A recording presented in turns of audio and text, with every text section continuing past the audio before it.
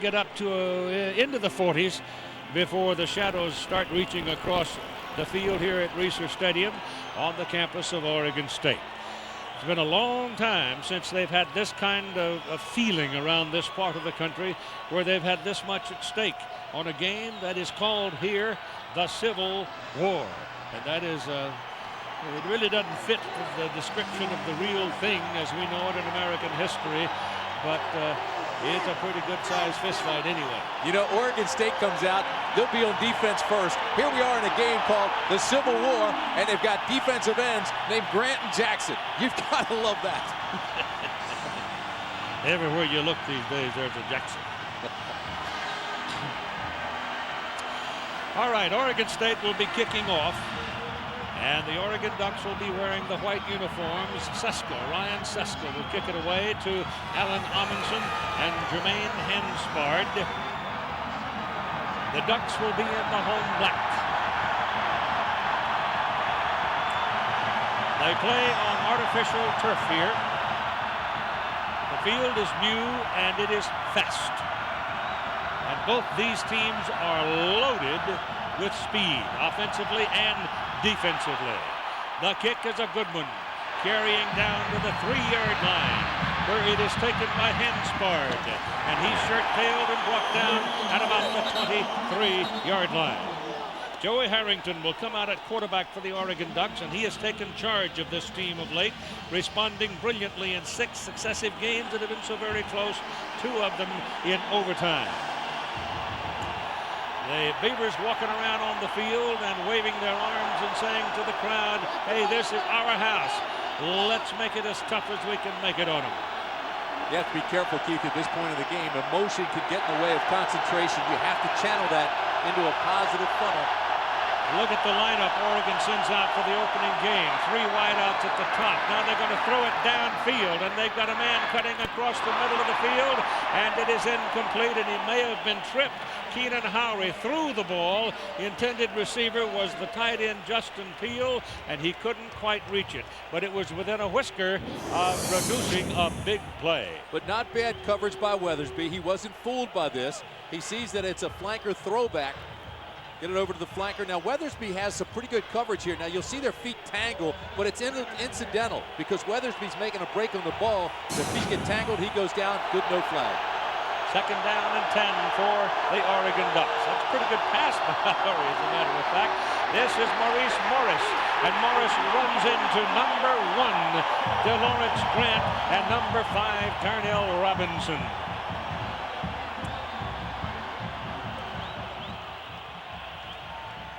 This defense will run to the football. It is extremely aggressive, extremely fast. They take chances, high risk, high reward. But when you do that, a lot of times you're playing with reckless abandon and you overwhelm the offense. Jason Willis is on the field now for Oregon at a wideout spot. Number 88.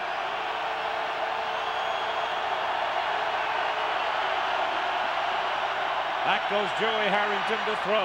Dumps it off to Morris. Morris has blockers in front of him. Morris is down the sidelines to about the 42-yard line before he is knocked out. It is 1st down for the Oregon Ducks. Terrence Carroll made the tackle for the Beavers. So well designed. It's a throwback screen. Everybody goes one way. Now watch. He'll just look to the right, just throw right there to Morris on the screen. They have all run out of there now. They've sent receivers deep. They took the corners out of there, so it was wide open spaces enough for the first. Gain of 21 yards on the play. Howry is the man at the bottom of the picture. And back goes Harrington on a little delay, hands the ball off, and Morris is able to break the first tackler, but the second one got him and nailed it. Eric Manning and Ryan Atkinson, they're the 2 inside men on the defensive front for Oregon State, and they've been playing very well. Keith, this is a great example of what makes a solid defense. Let it roll, and you'll see that there is pursuit everywhere. Now, the first guy, you mentioned Manning and Atkinson. Okay, well, there's the Atkinson miss. But look at the pursuit coming. Here comes Manning, here comes Edwards, then here comes Allen. All those guys, great pursuit, makes for a super solid defense. So far, Maurice Morris is -5. And carrying the ball, Harrington rolls it out, gets the heat on him. Penalty flag is away, and it is caught by number 5, Marshawn Tucker, who has been a very dependable receiver of late with 46 catches, that being 47. But the flag was thrown back there where the ball was released, and it's going to be against Oregon for holding.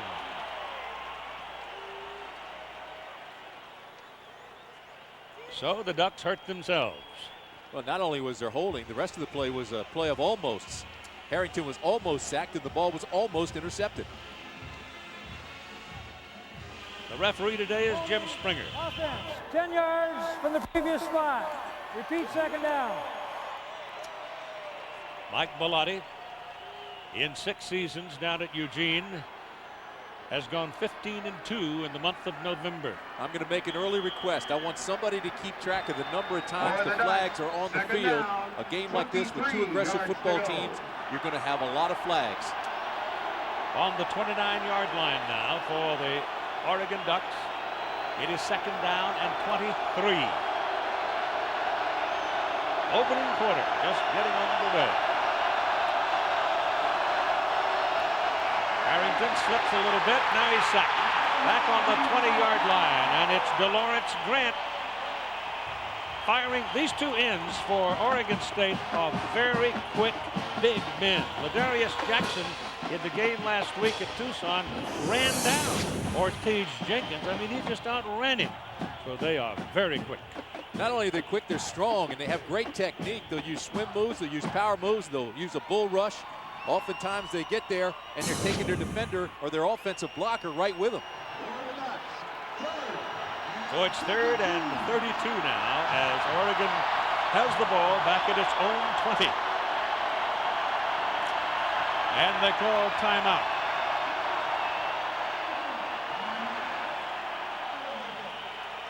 Keith, 2 things we've seen early.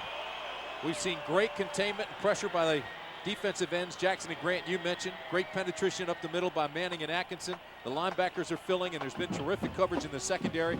Right now, Oregon State's feeling pretty good about itself. Autzen Stadium is renowned for its sound effects, its impact on the game, and particularly the visiting team. Well, what's it like here? Here's Todd. Well, Keith, is extremely noisy. The fans have not settled down. Now, there's a big debate is what's the toughest place to play in the Pac-10. On a recent Pac-10 website, they said that Sun Devil Stadium was the toughest place, with Eugene coming in second. But I know that doesn't sit well here in Corvallis. This place only holds about 35,000, but on the field today, it sounds more like about 70,000. It is extremely noisy. And this field, the bleachers or the stands are quite flat. It's surprising that it's this noisy. But that's what fervor will do for you. It's not a big stadium, and I said yesterday, I made the mistake by saying, what a charming place. A couple of Beavers almost jumped me. So what, are you crazy? It's an intimidating place. The Oregon State defense leads the Pac-10, and you're getting to see why. Just remember this, speed kills. And there's a lot of speed on defense for Oregon State. Well, Dennis Erickson's on record saying that he feels the backbone of his team is on the defensive side of the ball.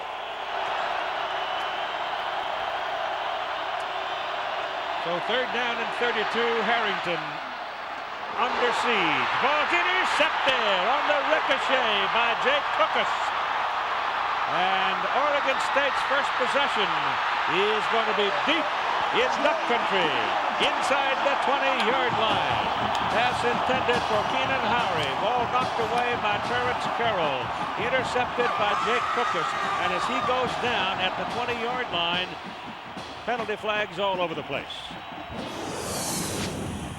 This is a ball that should not have been thrown by Harrington. You see 44 right there? Right now, he's locked on Howry. Here comes the ball. Now watch this. Howry's looking at the ball. He never even sees Carroll coming. Carroll drills him, and then, of course, the tip. Now it's the old tip drill. You practice that every day in practice. They pick it off. Now he's yelling, fire, fire, fire. Oski, everybody looks for a white jersey to pick up, get a block, and a good return. On the intercepting team, 15-yard penalty, first down 10. So Oregon State hurts themselves by committing a 15-yard penalty personal foul, which will take the ball back to the 33 33-yard line, 32-yard line. They would have had it down inside the 20. They have been flagged a lot this year. Oregon State's had a considerable number of penalty flags thrown, but that's a byproduct of the ferocity with which they play defense. So 1st and 10 from, let's say, the 33. The ball is handed off to Ken Simonton, who is one of the top running backs in the country and the first back ever to accumulate the kind of yardage he has in his first 3 years. The quarterback for Oregon State, Jonathan Smith, the walk-on, red-shirted, worked his way off the scout team, has a record of 17-8 as a starter, and the coaches say this junior probably will wind up one of these days on the sideline a coach himself, because he is a student of the game and he knows the system, and it's a single back system. Smith hands, inside goes Simonton, and you really got to watch this guy because he has great vision, he has great feet, and he is hard to handle. And a penalty flag now is thrown down inside the 30-yard line. That's unsportsmanlike. Probably got a goodly bit of trash talking going around in the early stages of the ball game, and the old traditionals, that's almost always the case. After the play, dead ball, personal foul, offense. All right, that's Dead ball, personal foul, defense. Penalties offset. this is an officiating crew that doesn't stand much truck. They'll drop the flag on you real quick. Well, especially in a game like this, and they will do that for several reasons. They'll do it, number one, to maintain control. And in a game like that, you really have to. Yeah, you do. This one could blow up real quick. So the state of Oregon now joins us as we have been working the game for pay-per-view, but now we're starting to accumulate our audience as the Michigan-Ohio State game is finally over. A long time to settle that one. It's a blue dart, touchdown! Oregon State, Robert Prescott, the possession receiver. The slot back came across the middle. He was wide open, and he goes 31 yards for a touchdown. Wish I had his future, huh? Baseball, football, huh? Yeah, it's just a matter of. So the Beavers strike first.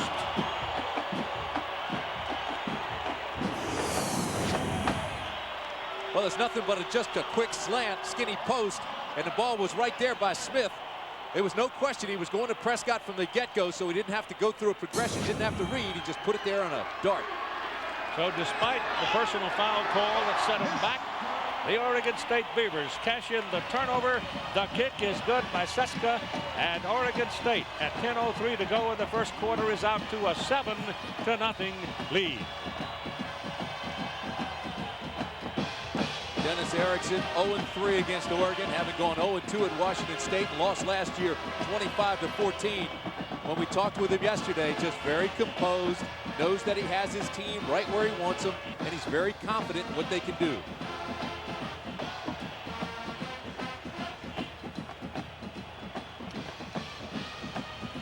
At game time, we were told the temperature is 33 degrees, but the fog that has been around most of the day beginning to burn off now, and you can really see Mary's Peak on the Coast Range behind us. So it's really turned out to be a picture-perfect autumn afternoon in the Willamette Valley. But with that said, Keith, you've got one-fourth of the field now in shade, and as that shade continues to cover the field, it will get colder and colder. And the ball will get slicker and harder. Ryan Seska, a sophomore from Manhattan Beach, California, will kick it off to Alan Amundsen and Jermaine Hanspard as Oregon State goes to the lead 7-0. High kick. At the 6-yard line, it's Hanspard. He comes to the near sideline again, trying to get a wall over here, and gets a pretty good return out of it. He gets it up to about the 30-yard line.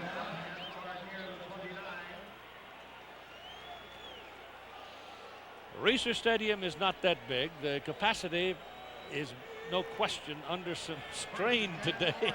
They'll probably wind up with a little over 35,000, maybe 36,000 here today. Ball is going to be put on the 29-yard line where it is a first down for the University of Oregon Ducks. So Harrington was harassed considerably in their first possession, and Morris unable to do anything on the ground. They start with Morris, and a little bit of room over the left side, maybe 3 yards as he gets to about the 32. Boy, terrific play by Ryan Atkinson. He's the defensive tackle. He engages the offensive lineman and just slides right on down with a tackle. Watch number 90. He'll be at the left of your screen. See, he gets him down low. The linebackers then come and hit him high. That's as good as it gets right there. Here's a look at Atkinson, 6'6", 280 pounds, and he's been very active already in this first quarter. Second down and long 6. Harrington's pass thrown right on the money to Alan Amundsen out of the backfield, the tailback. And Darnell Robinson gets his second tackle of the ball game. And the gain is to, let's see, about the 38-yard line. They're a yard short of the first down. It was a good-looking play, but I want to tell you that's an outstanding defensive tackle by Darnell Robinson, because even though he chased him across the field, kept him a yard and a half shy of the first down stick.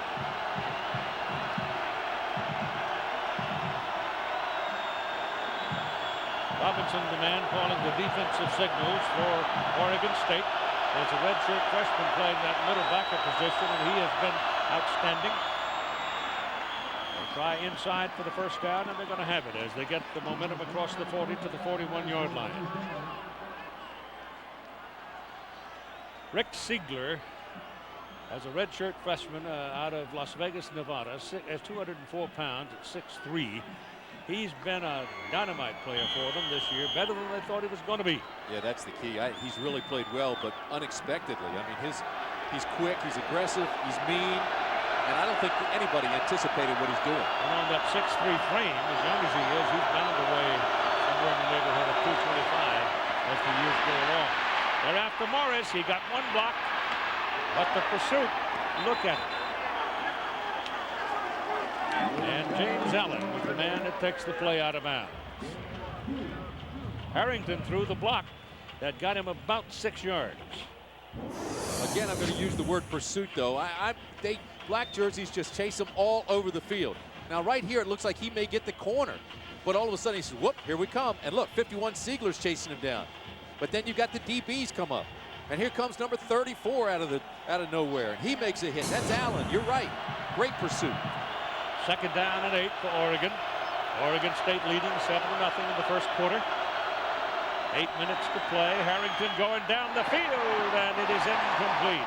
He went to the vertical game looking for Marshawn Tucker. He had him, but he couldn't deliver the ball to him. He was covered by Keith Hayward Johnson, and Terrence Carroll was in the neighborhood, number 44. But Johnson, he was out a couple of days ago with a classroom of kids, talking to them, showing them things, and visiting. He's an interesting young man and a very entertaining young man who's having a good time going to college. Speaking about being out and amongst them, Mr. Keith Jackson here in Corvallis has been out and amongst them for several days now. The whole town's excited. I've had so many free meals, I feel like I'm going to go. Watch out for the clock. Play clock just got it off. Pass is thrown high to the sidelines and over the head of the intended receiver, Keenan Howard. Ball slipped out of the hand of Harrington when he let it go. Keith, when you let that play clock get down and all of a sudden you have to rush it 2-1 snap, everything that starts then is out of sync. Then you're trying to rush everything you do until the play is over. Fourth down, and here's Curtis Dorr, one of the better punters in the Pac-10 this year. Has pinned a lot of people deep. Ushmanzada is waiting for it. TJ standing back at his 17. Partially blocked, looked like. Well, he didn't touch the football, so it'll be a flag. There's a flag down there, so apparently they didn't touch the football. Well, it looked like the way it came out of there, it came out end over end, but they pick up the flag. It was tipped. The ball turned from a spiral to end over end, so somebody had to hit it. And it looked like it was James Newsom. But it wound up a pretty good kick, because being an end over end kick, it's going to be a tail dragger hitting the ground and running a long way. Threw the flag immediately. There's where the ball was tipped. And then the flag came out of the pocket, and they said, wait a minute, we're going to pick that baby back up because, in fact, it was tipped. It winds up a 45-yard punt. So the second possession for the Oregon State Beavers is going to be back around their 13-yard line.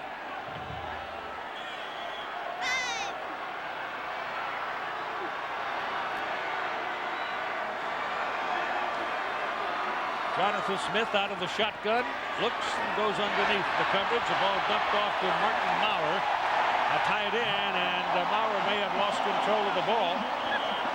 Oregon's saying, we've got it. The officials apparently don't agree. Martin Maurer's daddy, Andy, played at the University of Oregon. And here's his son excelling at Oregon State. Same kind of relationship exists between these schools as you would have at a USC, UCLA, which is kind of cross town. Makes them for tough holiday dinners. Yes, it does.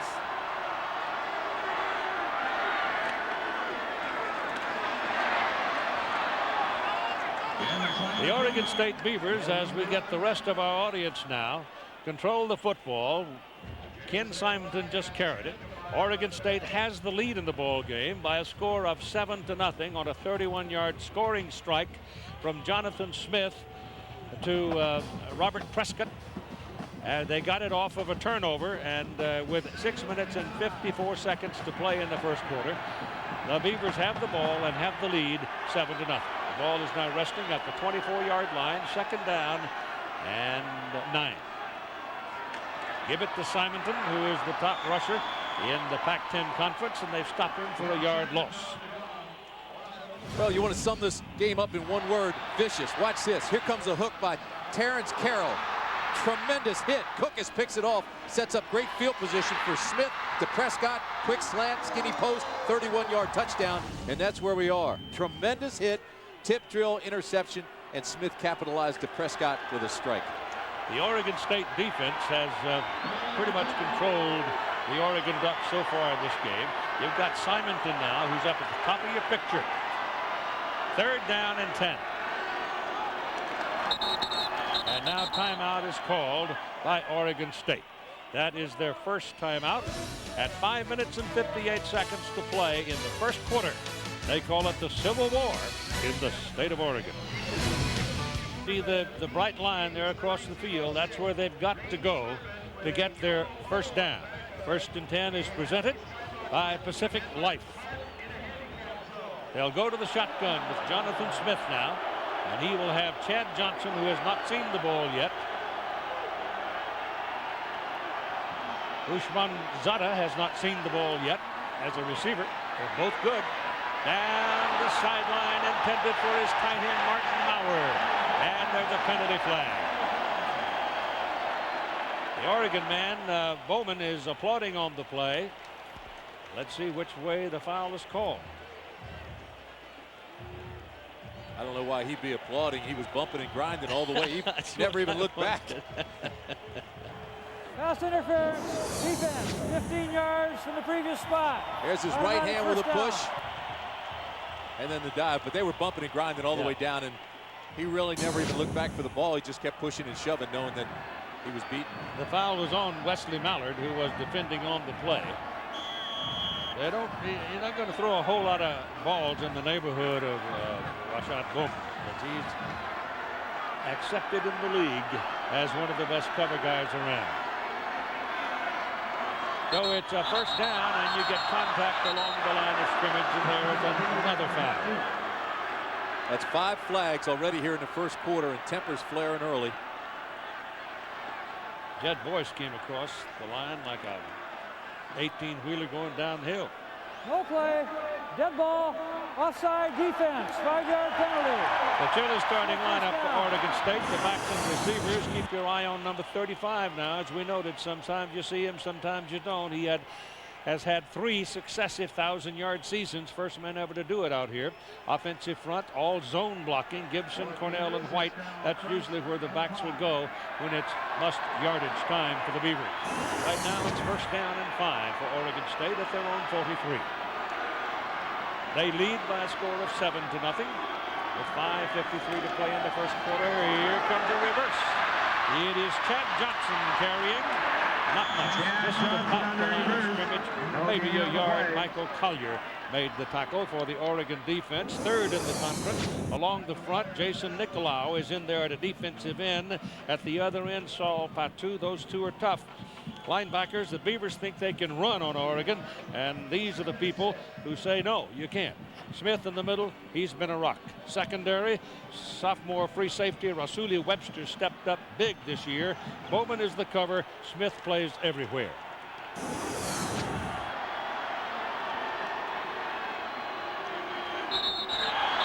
Here's another penalty flag. How about 4 penalty flags? Jed Boyce jumped across early. We said before, emotion gets in the way of concentration. There's no question they're antsy. Play, dead ball, offside, defense, 5-yard penalty. And again, it's Jed Boyce. That should be a first down.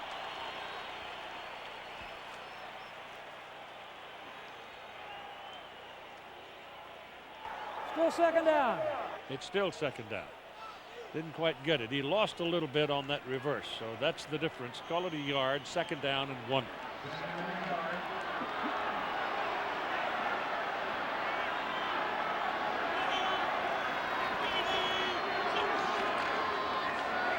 run it.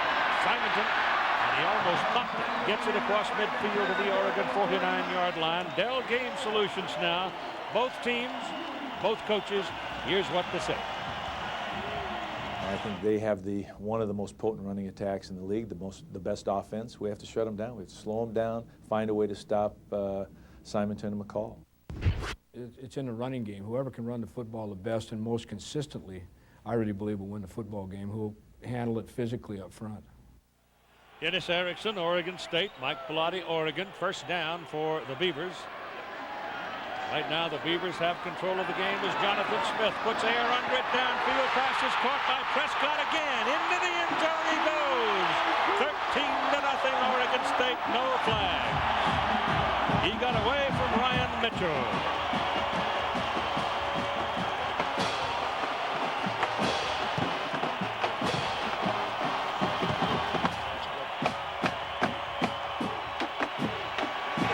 They're making it look easy, Tim.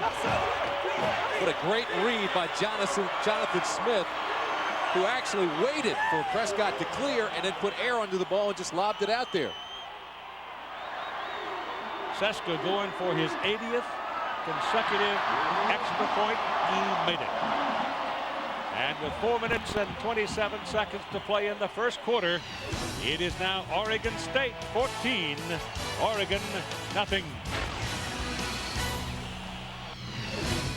Introducing ESPN Extra, the brand new cable channel for sports fans who can't get enough. On ESPN Extra, you get more of the sports you love, like international soccer from around the world, including the UEFA Champions League. You'll see international auto racing, fitness, and outdoor programming. Plus, there's EXPN, which offers exciting extreme sports programming. It's all on pay-per-view around the clock, all week long, and only on cable. Watch ESPN Now or your program guide to see what's on. Then order exactly like you would for a pay-per-view movie. ESPN Extra, you can't do better than that.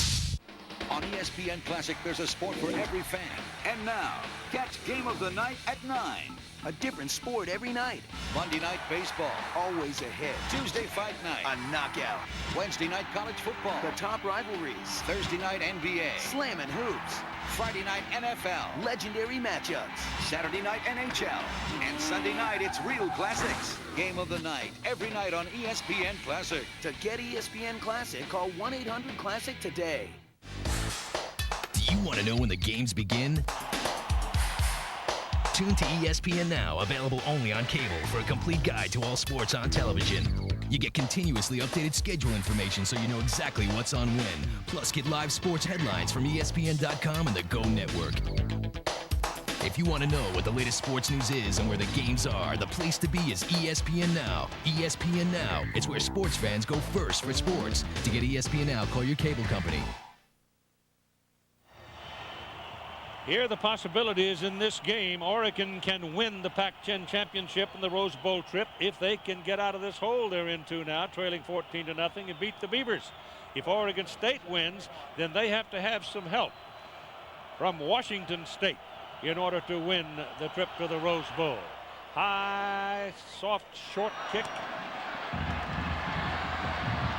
And it's penalty flags all over the field as the return is made by Jermaine Henspard, and Henspard brings it up across the 35 to near the 40. So let's see about the flag. Push in the back. That's the most common foul being called these days at all levels of football, I think. College football on ABC Sports, brought to you by the 2001 Aztec from Pontiac, quite possibly the most versatile vehicle on the planet.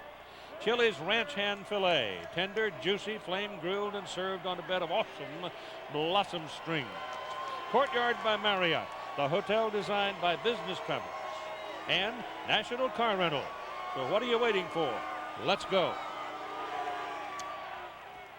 So the penalty really damages the field position for the Oregon Ducks. Being a spot foul, comes all the way back to the 15-yard line instead of having it out at the 40. You see the number of flags that have been thrown. Oregon just has to settle down now, gain its composure and get in the flow. They go to the ground game with Maurice Morris. And this time he finds a little daylight, gets out to the 23-yard line. Chile starting lineup for the Ducks, backs and receivers. Number 9 is Morris. He had 1,009 yards coming into this ball game. Tucker and Howry, 46 and 43 receptions respectively. Offensive line, people move around a lot here. Lee Gundy, for example, played both tackles and guard once this season in the same game. But he just kind of goes wherever they say and does the job. Handoff is inside. There's nothing doing on that one. Josh Ryan carries the ball, and the Oregon State defense, which has been dominant so far in this game, stuffed him. We told you about the defensive ends, Grant and Jackson. They'll become more and more obvious as the day goes on, but that is a real good foursome up front. The linebackers, the young freshman, redshirter in the middle, Siegler, very good. Robinson and Allen flank him. And the secondary, Dennis Weathersby, the right corner is their best cover. This is a group that's unafraid of man coverage. They don't mind playing man at all. Especially now, Oregon's been unable to get the running game going, so now they are really confident in the passing game. Harrington, a little flip patch outside. He got him one-on-one, and he got loose. And Maurice Morris throws a shiver as he goes out of bounds, and he may get flagged for it. Weathersby was coming across to make the play. He got away from Jackson, Ladarius Jackson. Here's the call on the penalty. It looked like he might have thrown a forearm.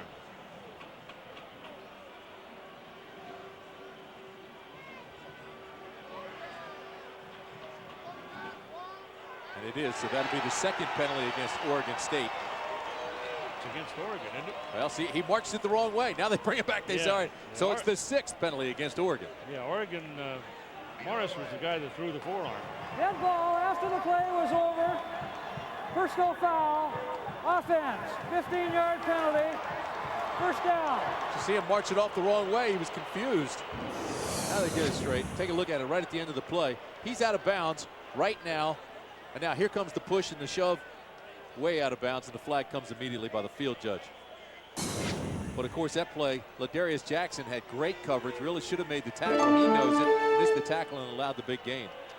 He still got enough out of the run, though, to give him a first down, even with the penalty. So the ball sets up on the 38-yard line with Alan Amundsen now in at the single back position for the Ducks. He has the ball. And it looks like they want left. They want to go left-handed against the Oregon State defense. And Terrence Carroll came across to make the defensive play there. Keith, strong safeties in today's game are the best athletes on the field, bar none. With the high-powered spread attacks that you see now in college football, strong safeties, they've got to cover, they've got to blitz, and they have to act like linebackers. Carroll that time was set up like a linebacker, came over, and I mean delivered a terrific lick.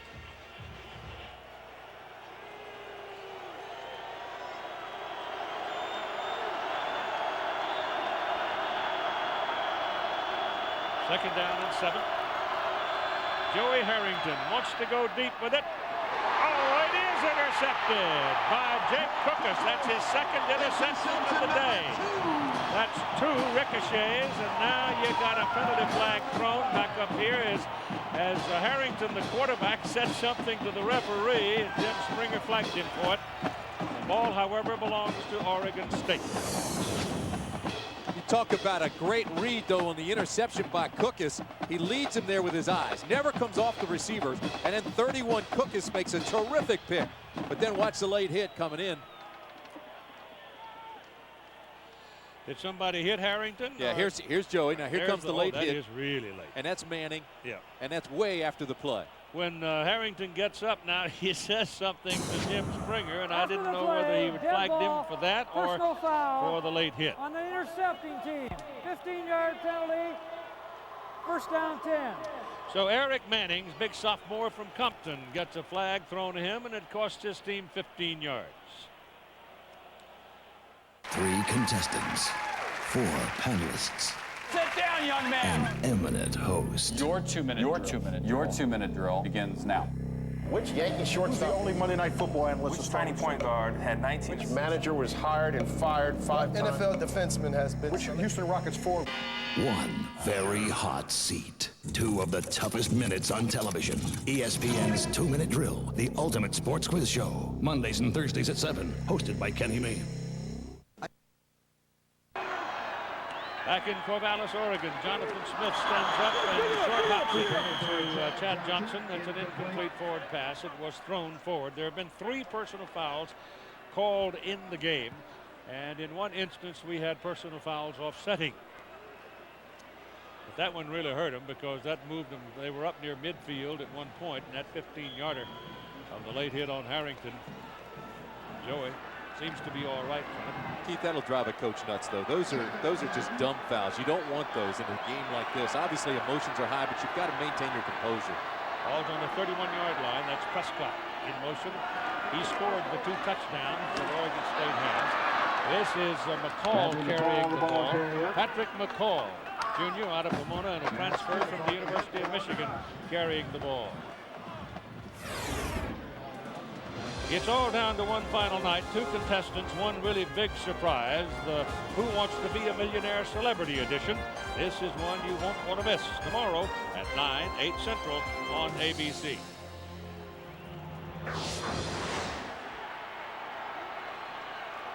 Two minutes and 3 seconds to go in the first quarter. 14-0 Oregon State. Bucks ranked 5th in the BCS rankings and high in all the national polls. This is Prescott. He's their possession receiver, the slot back. He just goes out there in an open spot, sits until Jonathan Smith finds him, and then he's gone. Well, the inside receiver always is the possession guy because he's got most of the field to work with. He's got more field than anybody else out there because he's the inside receiver. He's sitting down well, though, and he sure has had the hot hand, although he pulled up too early this time. He's got to get down past the stakes before it curls.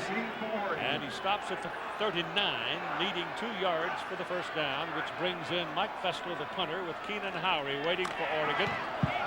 Low line drive. If it bounces straight, he might have a chance at returning it, but it doesn't. It wobbles around and now finally will roll dead down at the 19-yard line. There, Oregon will have the ball. They're in trouble at 1:06 to go in the first quarter. They trail 14-0. 3 contestants, 4 panel. Sit down, young. Much going in the way of offense. Down 14-0. There's Cookus. He has 2 interceptions already in this ball game. Joey Harrington turns and gives to Maurice Morris. They sort of bumped into each other, and Joey wound up tumbling on the turf. And there's about a yard gain by Morris. Joey Harrington, 13-1 as a starter, really struggling today. As a matter of fact, he's thrown 2 interceptions, and he's led the defender there both times. First one, just a great hit by Carroll here, knocks the ball loose. But you see 3 defenders here, and Cookus makes the pick. Then this was a good throw, but a great read by Cookus, who had terrific coverage and broke on the ball immediately. But a lot of that is because Harrington is looking at the intended receiver, and he's not looking away. He's leading them there with his eyes.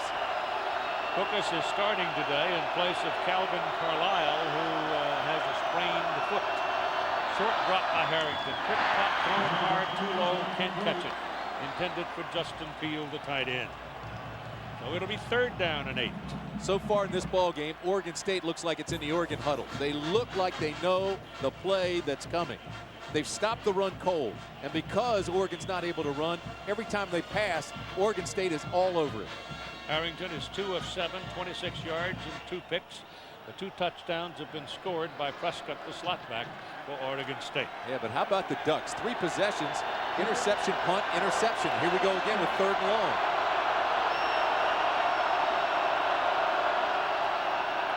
Pressure coming, steps away from it, goes deep. Got his man. It's LaCorey Collins, a second tight end with Terrence Carroll, strong safety who covers the tight end when he comes out of there. And he's going to have his 1st down. He avoided a pretty good rush, too, by Ladarius Jackson. Stepped up into the pocket, and I mean put it on a frozen rope liner right to him, and Collins made a good catch. The second half has been Harrington's time, though, over the last 6 games. And in the 4th quarter particularly. It is a 1st down at the 44.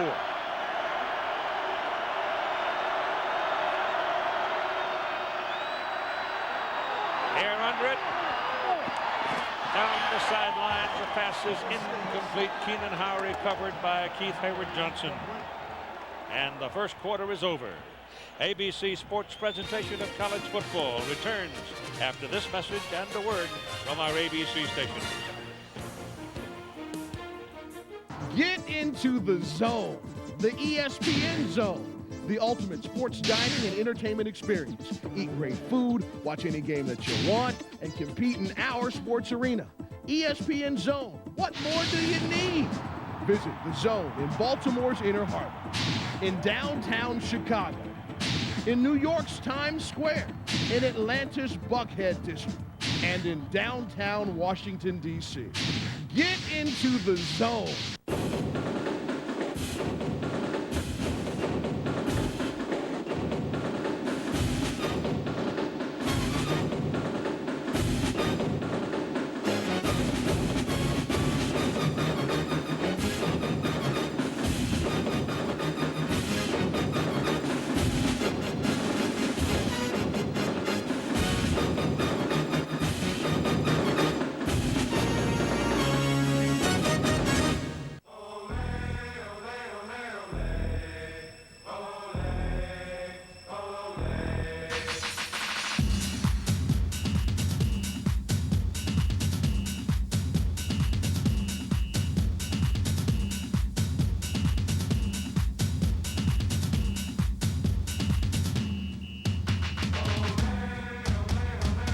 Football de España on ESPN, the worldwide leader in sports.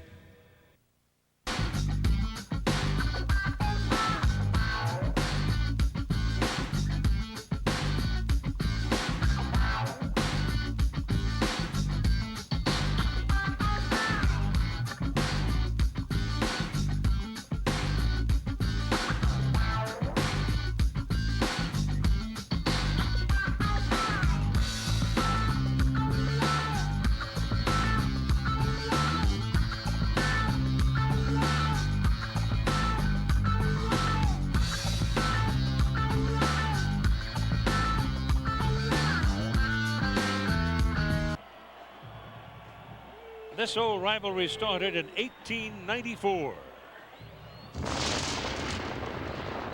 And they call it the Civil War of Oregon.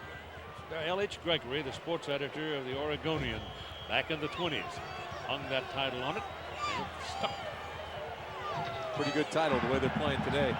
No Oregon wide receiver has caught a pass today. Collins is tight end, so it's one to the tight end, two to the running backs. Harrington's got to get his wide receivers involved in the game. 2nd down and 10 from the 44-yard line. 14-0 Oregon State. And the ball is swung out to the tailback Amundsen, and he is close to a 1st down. We're off to New York City, Times Square Stadium, and John Saunders. Key time for the Burger King update. Indiana against Purdue. Drew Brees looking for the Rose Bowl and looking for Tim Stratton here. Hits him 14 yards on the touchdown. Their 2nd of the day. Missed the 1st extra point. Purdue leads 13-0. Keith. The Oregon Ducks, if they can sail the rough waters and survive for the moment and get back into this ball game, Winning this game, they would go to the Rose Bowl themselves. If it's a three-way tie, then the Washington Huskies will go on tiebreakers. Ball is handed off to Amundsen. He cuts back, finds daylight, and will pick up a better part of 6 yards on that carry. Thanksgiving Saturday, ABC Sports has this college football action at 3:30 Eastern, 12:30 Pacific. Notre Dame and Southern California, one of the great intersectional rivalries of all time. And of course, everybody is talking about the possibility of Notre Dame getting into the BCS. But the game will be played here on ABC Sports, home of the Bowl Championship Series. If the Irish are 9-2 and ranked 12th or better, then I guess they get a ticket. 2nd down and 4. Lob downfield, and it is incomplete. Running down under the ball was the tight end LaCorey Collins, but he was double covered. Hayward Johnson and Carroll both there. Keith, the Ducks, when we saw them last time, averaged 6 yards on 1st down. Well, it's dropped a little bit. Now they're down around 5 yards of 1st down, which means on 2nd down, you go to that page in the playbook that says full throttle. You can do almost anything, run or pass. This was the first time in this series they got 6 yards on 1st down, so they were able to go to a pass on 2nd down. Unfortunately, it wasn't well executed, but it was the first time that they had 1st down success. 3rd down and 4 for this snap.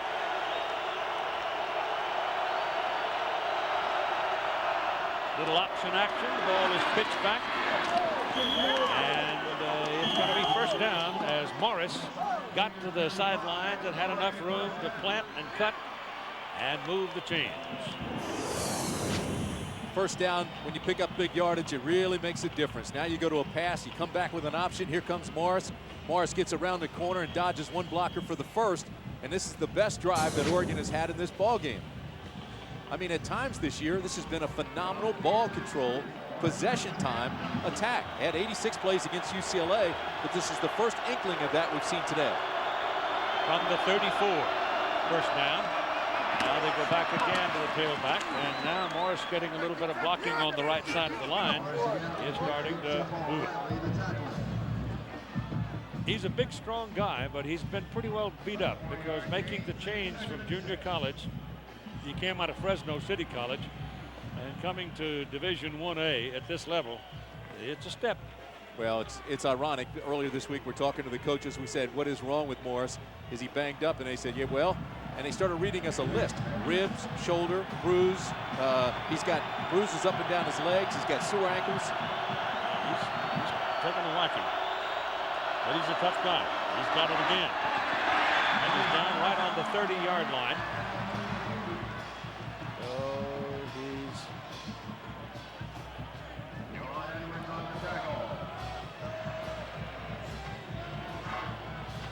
See where they've got to go there, the bright yellow line. That's the 1st down line, and 1st and 10 presented by Pacific Life. Alan Amundsen is in now. And they're not going to give, it looks like, Morris the 30 carries that he is capable of having, even more in times past, because he is sore. And they got him pretty healthy for the 4th quarter, I'm sure. Here's the ball thrown out to Amundsen. And Amundsen will get down to about the 25, but he looks short of his 1st down. Good read by Hayward Johnson to come up and make the tackle. You know, the Ducks run traps and whams and double teams, and they try to spring Morris every which way they can. But so far, the offensive line has not been able to pound down and wear down the Oregon State defense at all. It still looks like the Beavers are just bouncing around and controlling the line of scrimmage. They're going for 3 here with Josh Frankel coming on. He has hit 4 of his last 5 field goals. And he got some help from the lady who was the golf coach, former golf coach at Oregon. 44-yard try with Harrington doing the holding.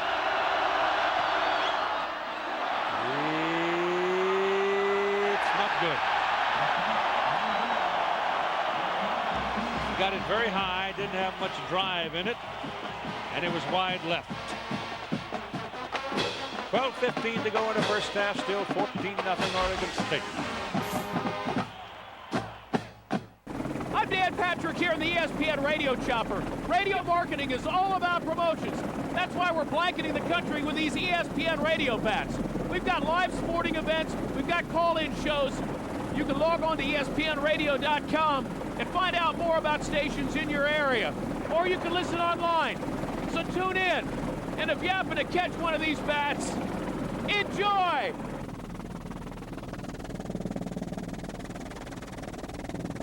Every Wednesday night from 9 to 11 is Wednesday Night College Football. It's Game of the Night, only on ESPN Classic. Classic rivalries. Touchdown! Classic legends.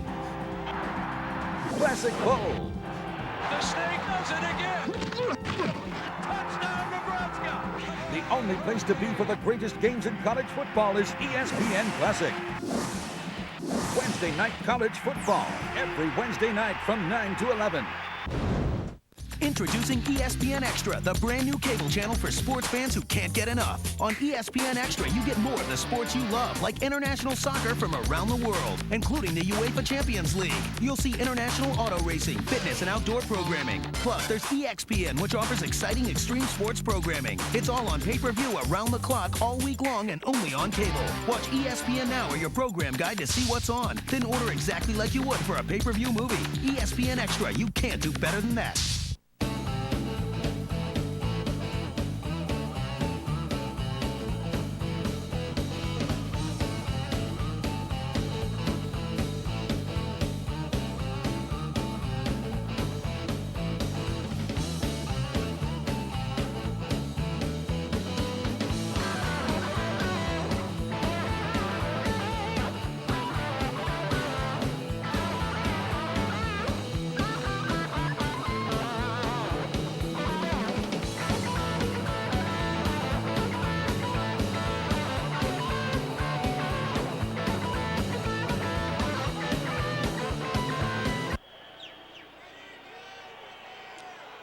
Oregon State gets the football. First down at their own 27-yard line. They lead 14-0. 12:15 to go in the first half. We're on the campus of Oregon State University in Corvallis, Oregon for this one. And Jonathan Smith going deep down the middle. Caught by Chad Johnson at the 29-yard line of Oregon. Rashad Bauman was covering on the play, and Johnson just made a spectacular catch. Boy, it was well set up, too. They made it look like a counter, and then he just ran a long, deep post. Now watch him lay out for this ball. It looked like it was overthrown. Johnson goes completely layout for it and makes a spectacular catch. 44 yards on the play. Boy, he is explosive. A senior from Miami, Florida. Found his way to City College out here. Saul Patu, the tackle on Ken Simonton. They've handled Simonton pretty well today, so far.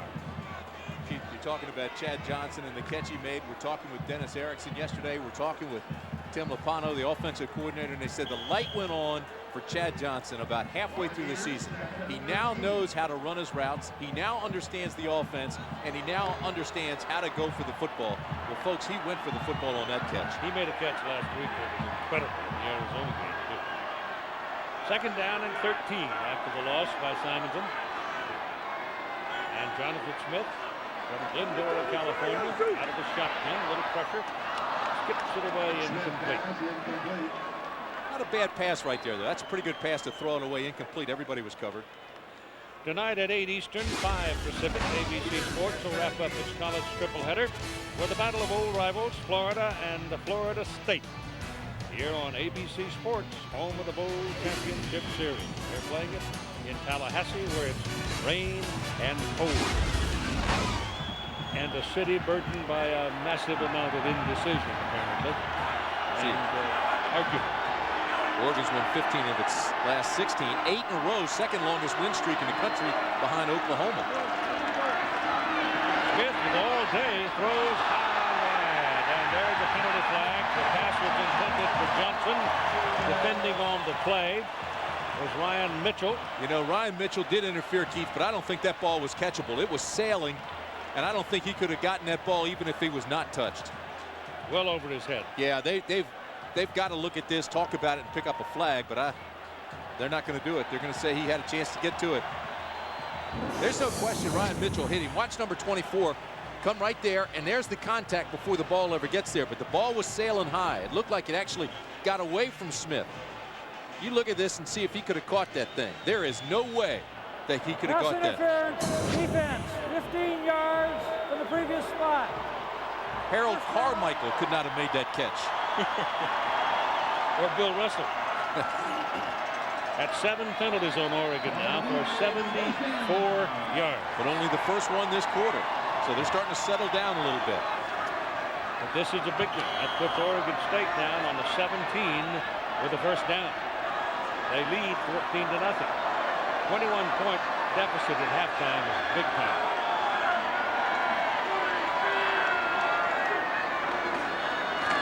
This is Simonton, and we'll get 2 down to the 15 before Jed Boyce gets a piece of it. Keith, I'll tell you this, Oregon's a little bit out of sync. There's no question about it. They're not used to being down 2 touchdowns early. But when you get their defense backed up in the red zone, it is very tough to score against them. Look at this. Here's the red zone this season. They've allowed 16 trips. But, I mean, you don't get in very often when you're down in there. And as a matter of fact, you don't even get in there very often.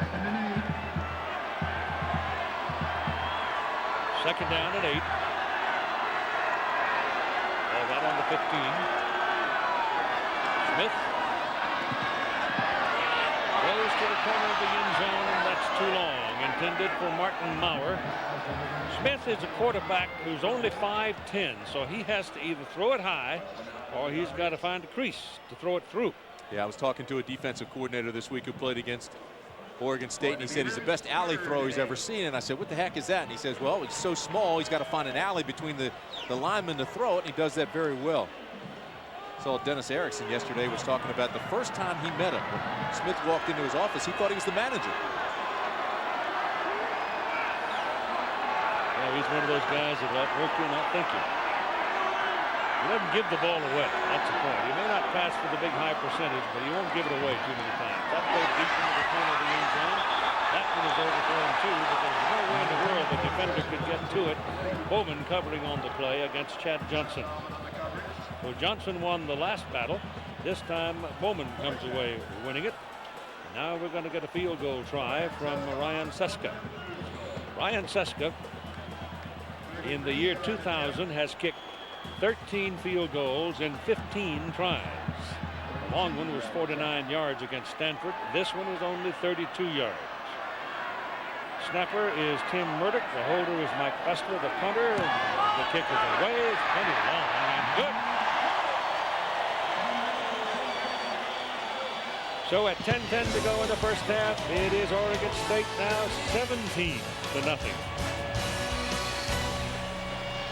How would you really like to get to know Jeff Gordon, Dan Marino, Dennis Rodman, Brett Favre, Pete Sampras, Charles Barkley? Find out why Greg Maddux wears a Mickey Mouse watch, what Mike Piazza does in bars, what kind of wrestler Tim Duncan would be.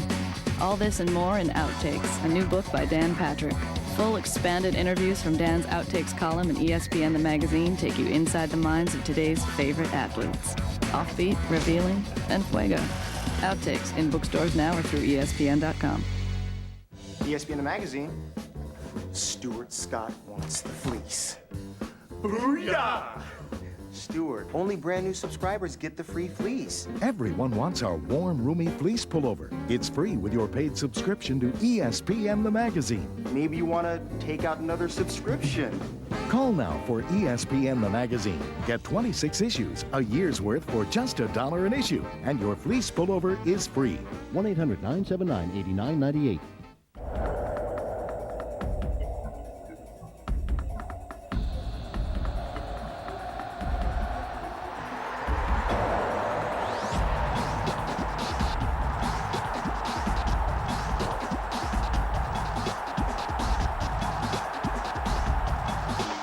UEFA Champions League action this month on ESPN Extra.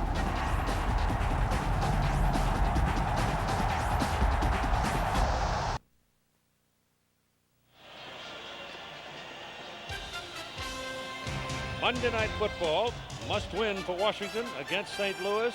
That's a tough call, I'll tell you that. 9 Eastern, 6 Pacific. And now here's Fauci. 2 words for all Ducks and Beavers today: go Ducks. Yeah, he's one of the guys that threw 4 touchdowns in one of these games. Yeah. Right now they could use him. He sure could. From the 8-yard line, here comes Henspar. There goes Henspar. Down hard at the 18-yard line. College football on ABC Sports. Brought to you by Ford F-Series, the best-selling trucks built Ford tough. Pacific Life. I know it is. Insurance, investments.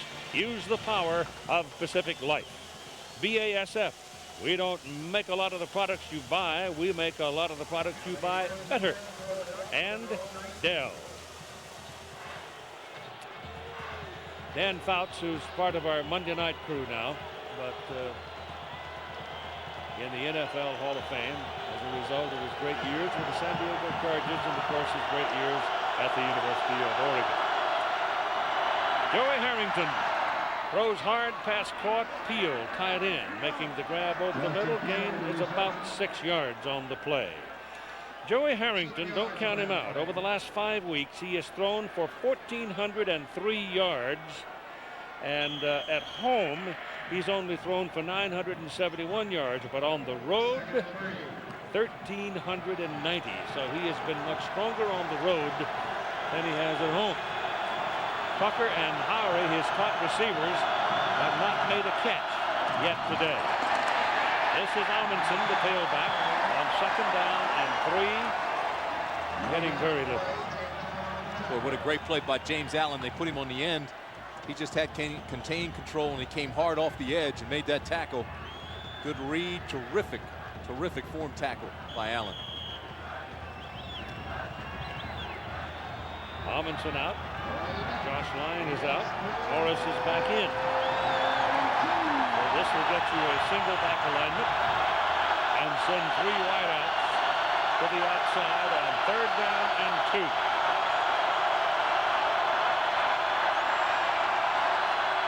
He drills Howery, and Keenan makes the catch. 1st down for the Oregon Ducks at the 36-yard line. Boy, he threw that thing hard. Yeah, but Keith, that play was made by Howery. Howery went down and sat down like he was going to do a curl, and all of a sudden he broke off this pattern. Now watch, he's running a pattern here. Now he'll break the pattern to separate. That's when he reloads. And when he reloads, Howery comes free over the middle. Nice adjustment by Keenan Howery, who was just going to run a hook, and he sat down. All of a sudden he went to the open area in the middle. 36-yard line, 1st down Ducks, 17-0 Oregon State.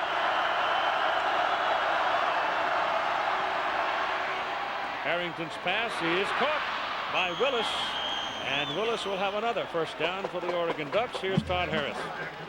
Well, Keith, moments ago they talked to Joey Harrington before he took the field. They told him to be patient, pick your spots, and he's doing just that. But I got to tell you, the Oregon sideline is absolutely shell-shocked. A team that is normally very confident and high on each other, they are all just absolutely amazed that they are down 17-0. Keith. Well, they better get rid of their amazement and get involved, because they're going to be whipped. Yeah, it's way too early to panic. They just need to find their comfort zone and start getting back into their game plan. They need something before halftime. And here's a pretty good start on that with Maurice Morris. His best run of the day will get Oregon a 1st down at the Oregon State 39-yard line. Robinson and Cookus made the tackle for the Beavers.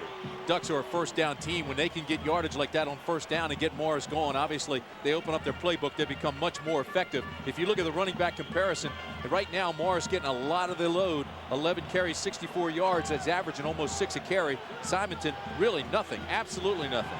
You see, he hadn't had any success and very little opportunity. Well, the Ducks now moving the chains.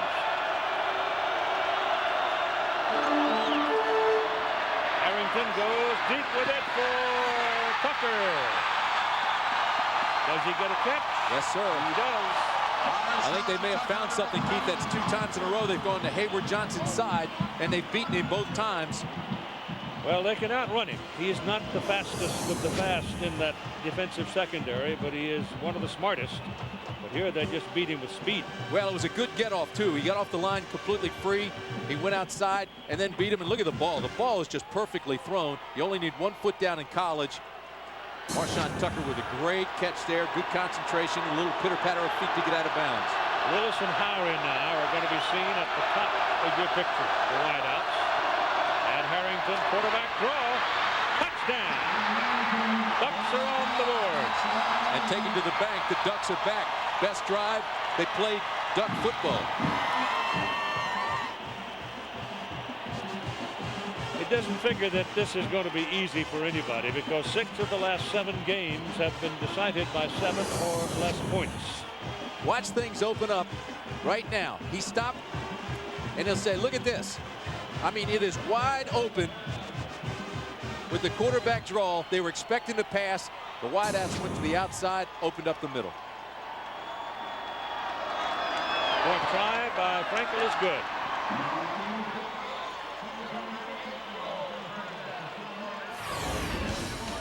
So at 7:38 to go in the first half, it's now just a 10-point Oregon State lead. He's a coach. This time I want to see 3 things. A teacher.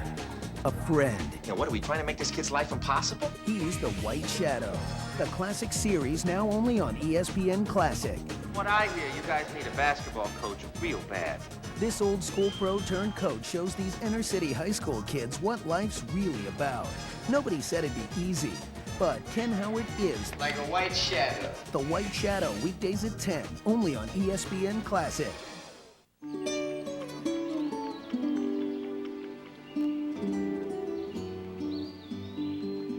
Hi. As Chris Berman, host of NFL Primetime, I have an obligation to treat all the day's games with equal importance, to break down all the day's highlights with equal vigor, and to never stage a game in an airplane hangar in New Mexico and pawn it off as authentic, you know, like the government did with the moon landing. NFL Primetime, Sundays at 7:30 p.m. on ESPN. Hello, I'm Darryl Dawkins.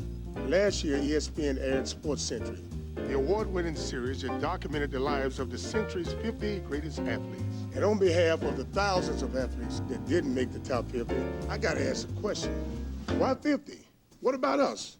We're interesting. Don't we have some stories too? Sports Century documents the lives of the world's greatest athletes 5 nights a week on ESPN Classic. To get ESPN Classic, call 1-800-CLASSIC.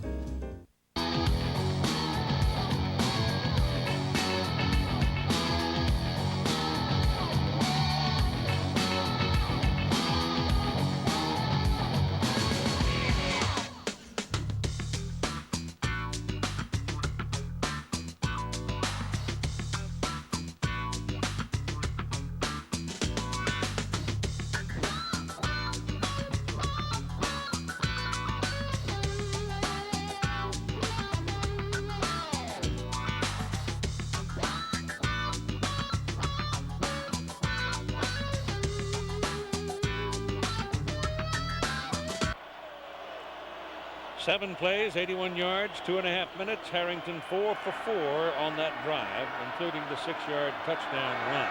He was very productive that time. Kickoff is hooked to the side, taken at the 9-yard line by Robert Prescott, who scored 2 touchdowns today, and he gets out to the 33-yard line. Now here's the courtyard by Marriott moment. Last time Civil War played in Corvallis, the Beavers were led by the current Chargers head coach, Mike Whitey. In overtime, Oregon State interference call on 4th down gave the Ducks a second chance, and they tied the score. Akili Smith throwing to Jed Weaver. But in the second overtime, after an Oregon field goal, Ken Simonton won the game for the Beavers, moving them to their first 5-win season in 27 years. 44-41. And in the exuberance following the victory, there were some ill feelings that are still existing. Felt that there was less security than they had coming off that. It was Patrick McCall on that carry, and to carry on about the security situation, let's spend a moment with Tom.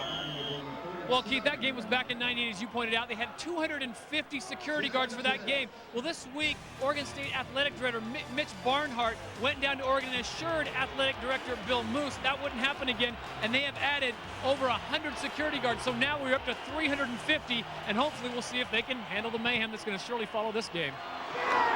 Little quick throw to the outside, complete to Prescott, but a very good defensive play by Bowman. Bowman's as good as it gets on the corner. He missed so much time last year because of that knee injury. He's enjoying every play this year and playing well. But watch how he reads it immediately. No false steps.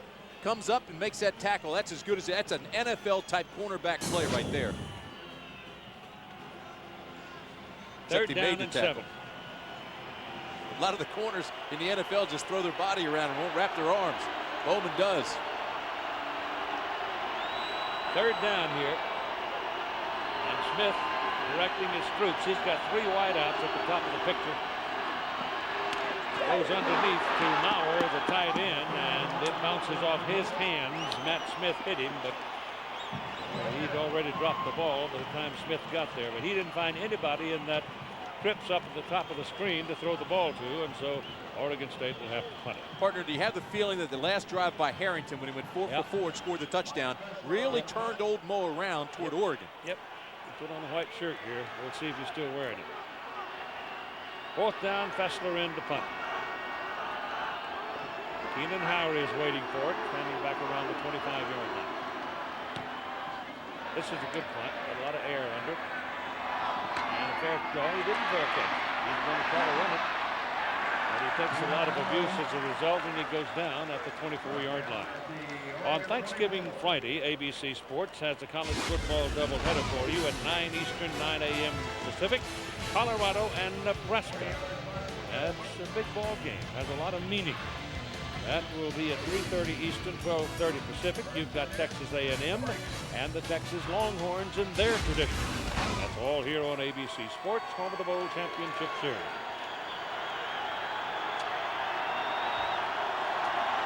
So now, let's see about the Ducks. They took it down and stuck it in the end zone in the last possession. They start from the 24-yard line with Morris at tailback, and here he comes. He got a very good block on the corner from Josh Line, the fullback, and that opened the door for him to run it to the 42-yard line and a first down. Josh Line having a terrific quarter. He threw the block that freed Harrington on the touchdown. On this, it's just a sweep, and you just need a cutoff block, and Line got out, and he made it. Boy, they got out quickly, too. Watch this. It's coming around to the right of your screen. He's 47. He needs to cut off the corner. There's the block that springs Morris. Now Morris does the rest with speed. He's playing banged up. But again, when he gains this yardage on first down, it really sets everything else up for the drive. Carroll has come off the field defensively for Oregon State. Go to the left side. That's good for 3 yards on the carry by Morris. Morris is 205 pounds. He's not the biggest guy in the world, but having gone through his first season of Division I-A football, he's learned a lot, and he'll probably come back a lot tougher next season. You can see that he's wincing as he comes off the field from that last hit. But look at the rushing yards, Keith. 20 carries, 94 yards for Oregon. 84 of those are Morris. And when they run the football like that effectively, they really feel that eventually in the second half that they will wear down the Oregon State defense. Amundsen is in now in relief of Morris at the single back, and Harrington back to throw it. Throws the bullet. It's caught by Howry. And he's going to have another first down for the Ducks. I'll tell you what, Harrington is throwing that fastball right down the pipe. Howry may have broken ribs by the time that takes over the way he's sticking it in there. Well, Harrington all of a sudden has found his rhythm too, and all of a sudden that will build your confidence. He's now hit his last five passes in a row, and you're right, he's throwing with authority. He's going through a progression. He's not locked on one receiver, and he's finding the open man. Ball down at the Oregon State 43, pitch it back to Amundsen. Penalty flag trailing the play as Amundsen gets to the 40. Going to be a face mask call against Gundy.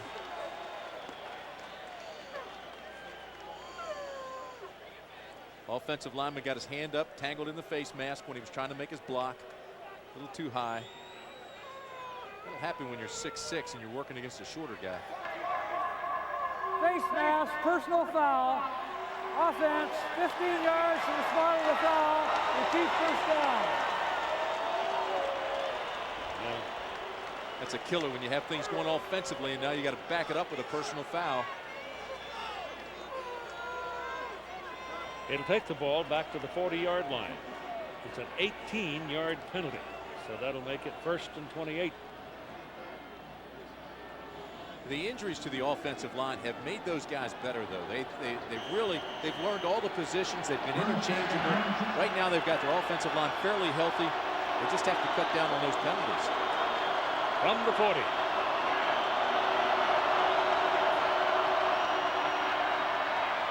Harrington gets rid of it to Amundsen. Amundsen's a very good receiver coming out of the backfield. Darnell Robinson made the tackle for the Beavers, knocking him out. Smart play, too, because they didn't want to go for it all right away. They put themselves in a huge hole here, try to get it little by little, and by sending Amundsen out of the backfield, they thought, well, we'll get him the ball early, try to free him up in some open space and see if he can get some big yards. Beavers jumped out to a 17-0 lead. That would be the biggest deficit that the Oregon Ducks had faced the entire season. They'll come back now to score themselves and trail by 10. 2nd down and 22.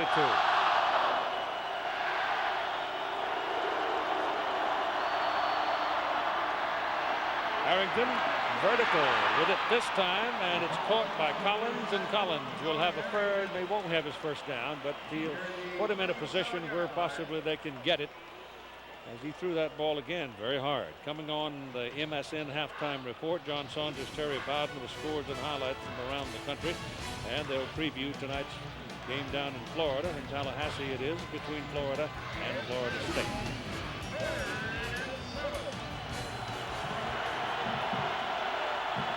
Some of the newsmen down in the Tallahassee area covering the ballot business were booted from their hotel rooms because they were committed to the football faithful. And guess who's going to win that tug of war? 3rd down and 5. And it's Willis circling and stopped just short of his 1st down marker, but there's a penalty flag over here on this side of the field. So all of that may be for naught, and it is. It's against Oregon. So this is the 2nd penalty they have suffered on this possession. Dennis Erickson saying to his troops, decline it. It'll bring up 4th down. Offense, penalties decline. 4th down. But the key is here, Keith, they're in 4th down or 4-down area where they can actually afford to go for it here. Or if they come out in a punt formation, the defense better be looking for a fake. Well, Curtis Dorr he ran the scout team quarterback work 1 week during the season, so he knows what to do with the football, having been a quarterback. Dorr's also pretty good at killing the ball deep.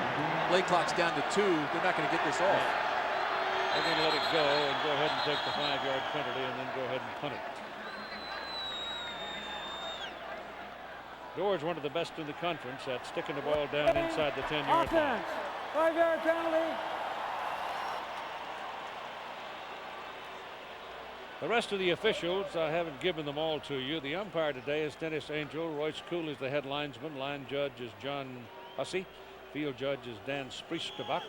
Side judge is Ron Bernacci, and the back judge is Jack Folliard.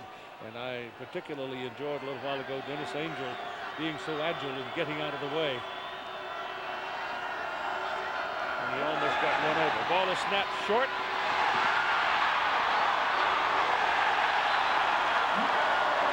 Penalty flag.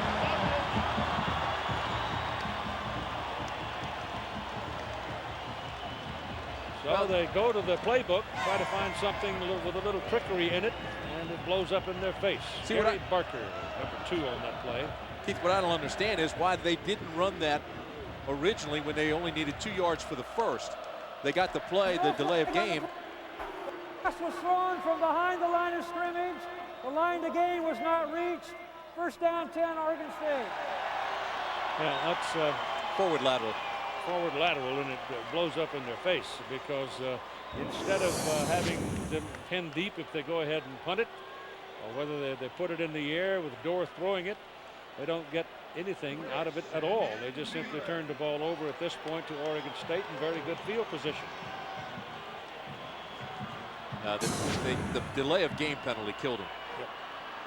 So it's 1st and 10 for the Beavers now. They're sitting out on their 39-yard line, and here's another penalty flag. You know, Oregon has had 9 penalties here in the first half.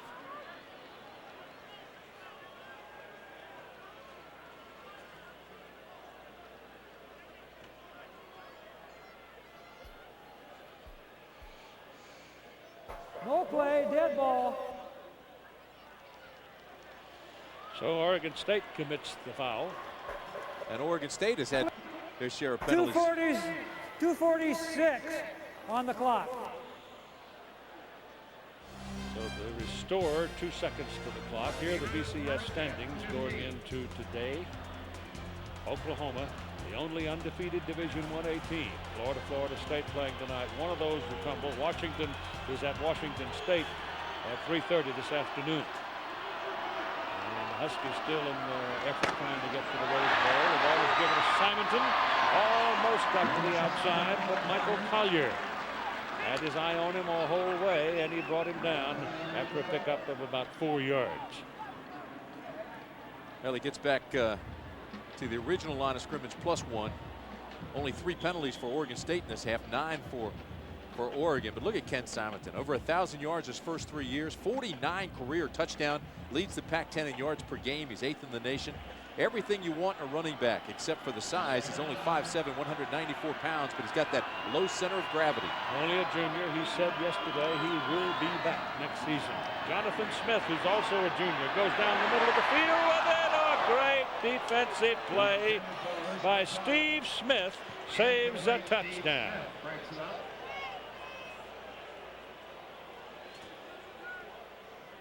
Houshmandzadeh had separated and was on his way, but the ball was slapped away by Smith. I think Smith was just baiting him. He knew his speed, and he knew he was going to make a break on the ball. I'm surprised he didn't try to go for the pick. He just got the right hand up there enough to knock it away. Houshmandzadeh just ran that deep post. Good play by Smith. Well, if he's baiting him, I don't want him at my crap table, I'll tell you that. Here's Smith throwing behind the intended receiver on this play, and again it's Houshmandzadeh. TJ, you ought to know how to pronounce his name, he'll tell you. And it's not a bad idea to ask him, because there's a lot of letters in it.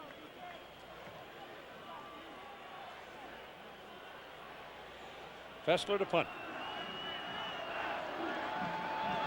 Lowry waiting. Minute 58 to go in the first half. Good punt. Beauty by Fessler.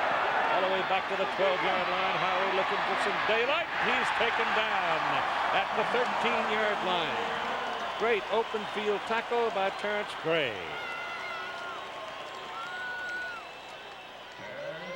So the Ducks will get the ball back at the 13-yard line with a minute and 47 seconds to play in the first half and trailing 17-7.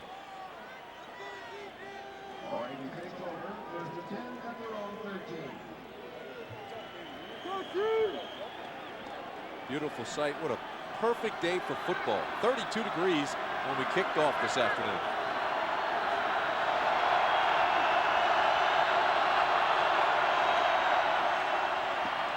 This is Amundsen, 2 yards to the 15. Dwan Edwards, who's a young guy, just reading that thing, fighting his block, making the tackle. These guys are huge. You know that, you talk about they're young, 6'3", 270 pounds, and he's one of the smaller guys up front. Comes from Columbus, Montana. Second down, 8 from the 15.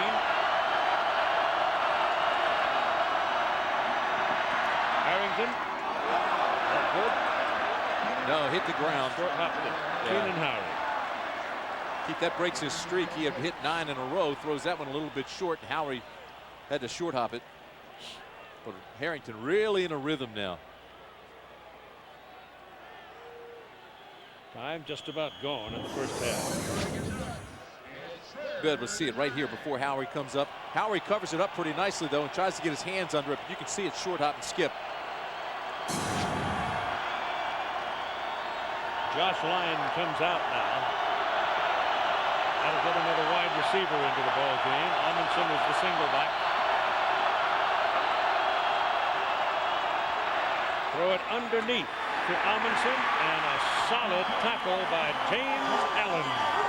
James Allen, who had so much trouble with his back spasms all summer and going into the season, finally got some acupuncture, and it straightened him out. Got a flag down. Probably get a unsportsmanlike call on it for celebrating.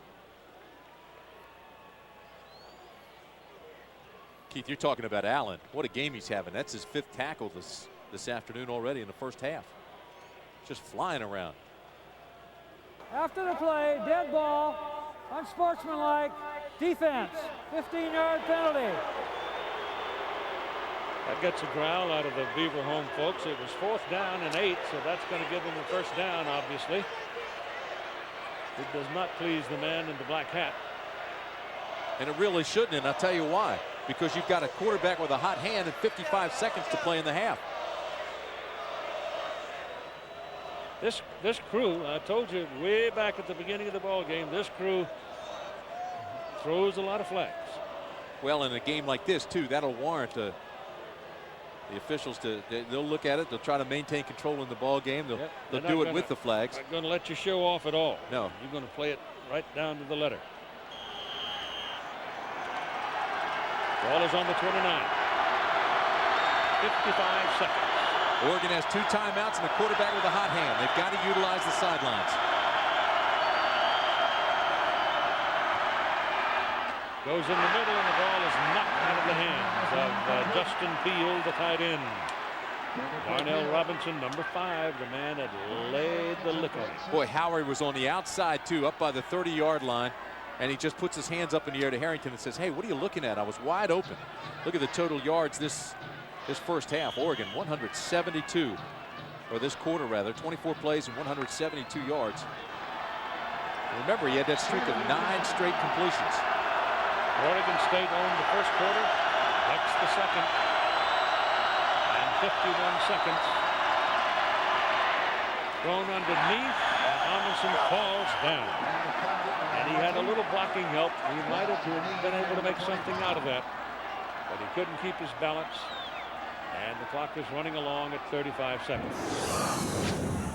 Well, Harrington thought it was set up perfectly. And he says, come on, we've got to keep our feet.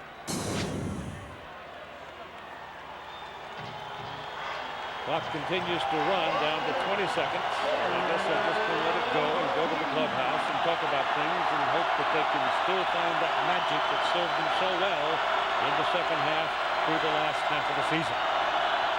This should be your last play. They stay on the ground, and that will do it. As we run out of time in the first half of play, with Oregon State leading Oregon by a score of 17-7. ABC Sports presentation of college football. Back after this message and a word from our ABC station.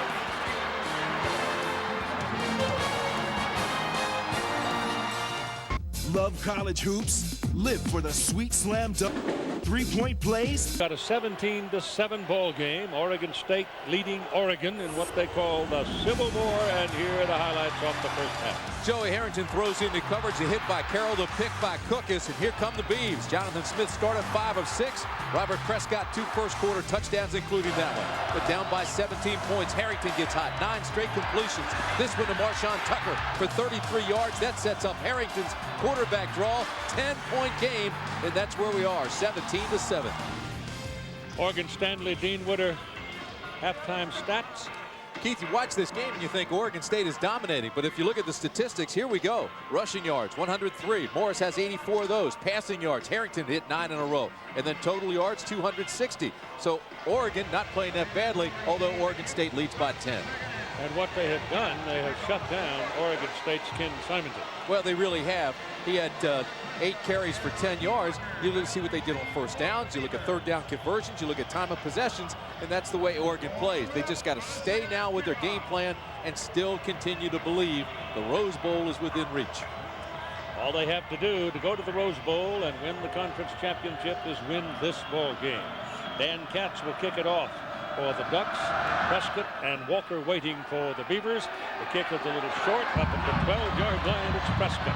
Prescott has 2 Oregon State touchdowns today, and again there is a penalty flag on the field. It's penalty, penalty, penalty throughout that entire first half.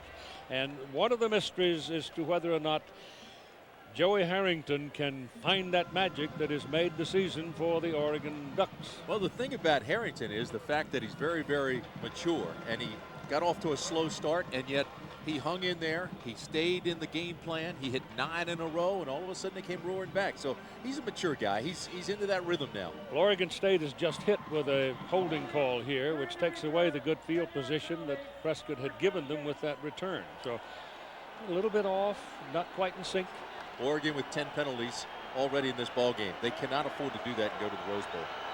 So we go now to the second half of play. Dennis Erickson, Oregon State coach, Mike Bellotti, the Oregon coach. Bellotti won the ball game a year ago. Here's Jonathan Smith throwing behind the man. He had Prescott open and just threw a bad pass. Threw it behind him. Well, Smith started 5 for 6 in this game, 142 yards and 2 touchdowns. But since then, Keith, he's 1 of 8. And minus 1 yard, he just has lost the rhythm. Ball is on the 15-yard line after that holding penalty. And that's where the Beavers are working from right now. Second down and 10.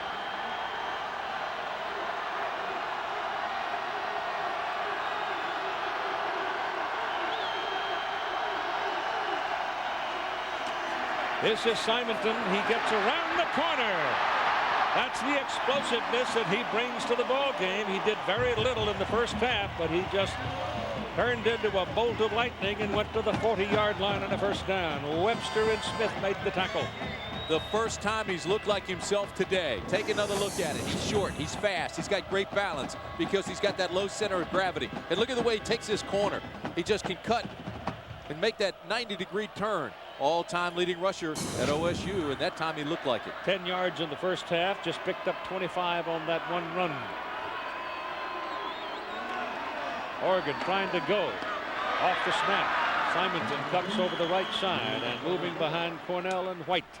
Picks up about 3 yards. Keith, the great running backs never give their body, their full body to the tackler. And you've got 2 running backs in this game alone that are perfect at that. And that's Morris and Simonton. They just never, ever give up their full body. He was recruited here to Oregon State by Mike Riley, who's now in San Diego.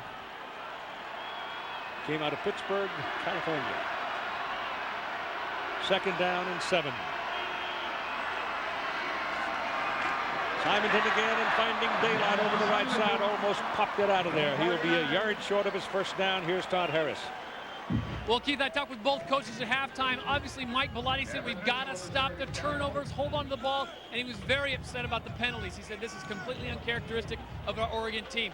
Mike, on the other side, though, Dennis Erickson was not happy about that late penalty they got before the second half. He said that was just terrible and inexcusable. He says his kids know there's still a full half to play. They lead 17-7. It's third down and 1 for Oregon State. Momentum going into the clubhouse belonged to Oregon, and the Ducks just stuffed Simonton. Saul Patu met him right in the middle, and he is short of the first down, and the Beavers are going to have to punt it. Well, Dennis Erickson knows to win this ball game, he's going to have to keep Joey Harrington and Maurice Morris off the field. That's a first down he felt like he could get, felt like he should have gotten, and there they are, less than a foot from the first down marker, and they have to punt. Fessler kicking to Howry. Howry waiting at the 11-yard line. Fessler's kick is away, and it's a beauty. It's into the end zone. It'll come out to the 20 where the Ducks will have it first down. And their first possession on the second half. It'll be interesting to see if old momentum is still wearing white.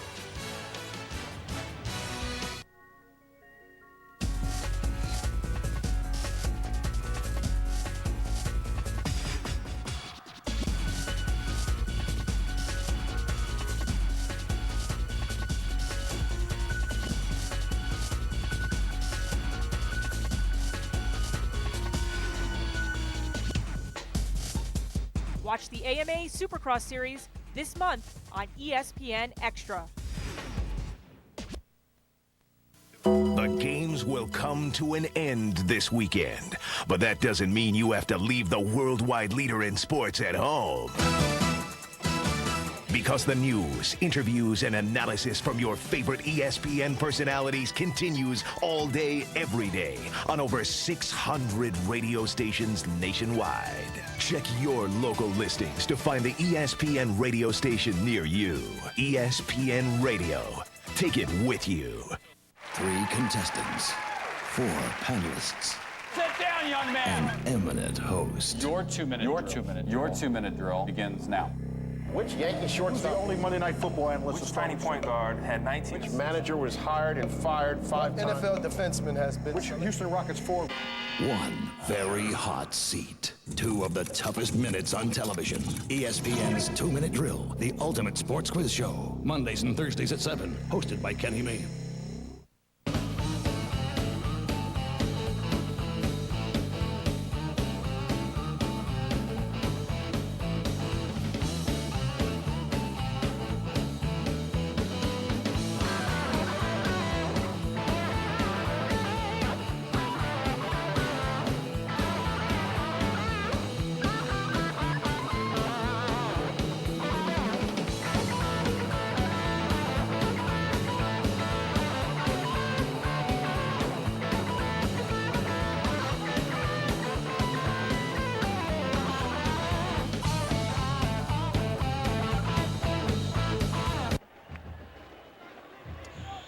The Oregon Ducks have the football now. First down at their own 20-yard line. And standing on the sideline, there didn't seem to be all that much conversation. Here are the numbers on Joey Harrington so far in the ball game. But remember, the second half has been his party time over the last 6 weeks. And the ball to Maurice Morris, running in traffic. And he's up to about the 22-yard line. Oregon is in a posture of adversity right now, and in the course of conversation with Joey Harrington this week, he said this to Todd Harris about having to come from behind.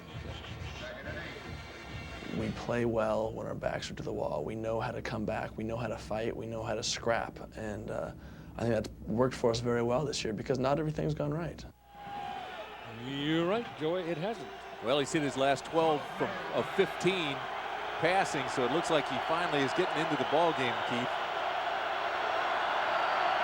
Second down and 8 from the 22.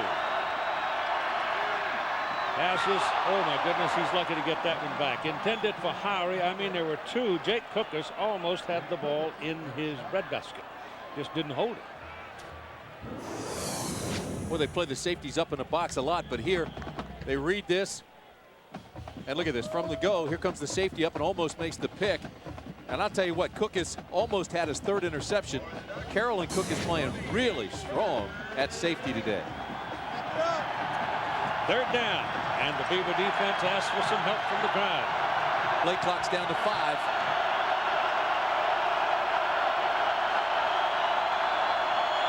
Well, they let him go, just barely got it away in time. To the sidelines, it's a good catch up at the 32-yard line and good for a first down. Marshawn Tucker out of El Centro, California.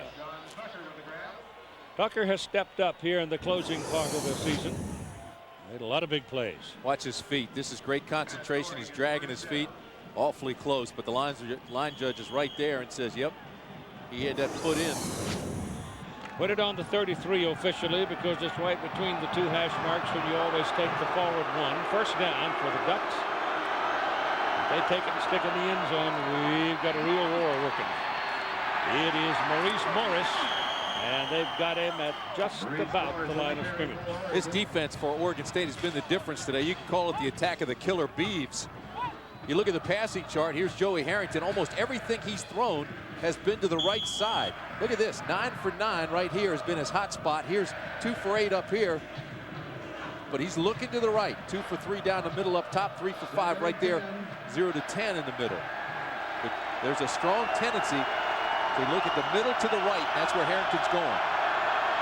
It's second down and still about 10. This is Morris looking to the outside. Nothing there. He wanted to come back this way, but there was Ladarius Jackson and DeLawrence Grant. And Grant, number 1, is a pretty good-sized roadblock. Tell you, those two defensive ends are as good as you get. Grant with 6 sacks, 11 tackles for losses. Ladarius Jackson, 19 tackles for losses, 9.5 sacks. Both guys 6'3", both guys right around 260 pounds. Got great speed. Good players with bad intentions. Craig Bray, the defensive coordinator for Oregon State, indicated there would be a time in this ball game when they would line up together, shoulder to shoulder. He's not going to get it off, Keith. Nope. Play late coming in from the sidelines, and Joey's upset about it. But they have to spend a timeout at 10:09 to go in the 3rd quarter.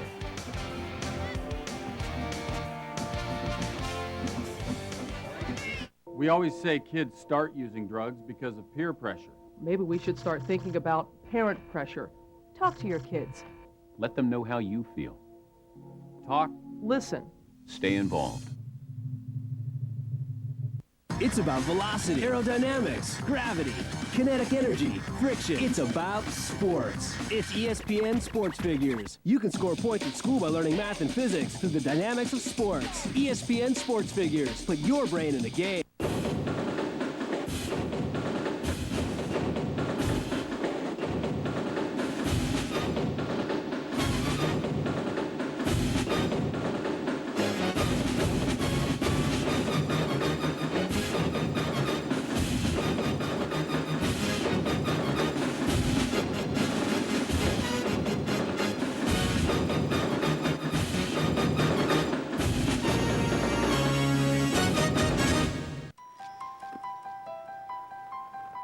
Inspector Shanahan knew he was close.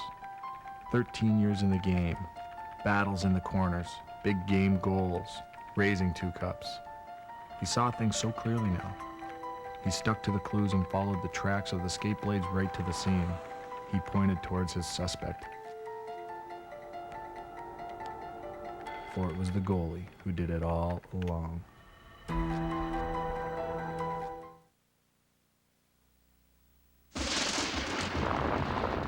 This game is huge. This game is absolutely huge. I really don't like him, and I don't know why. There's going to be a lot of fighting going on. It's going to be a war. It's a nasty game.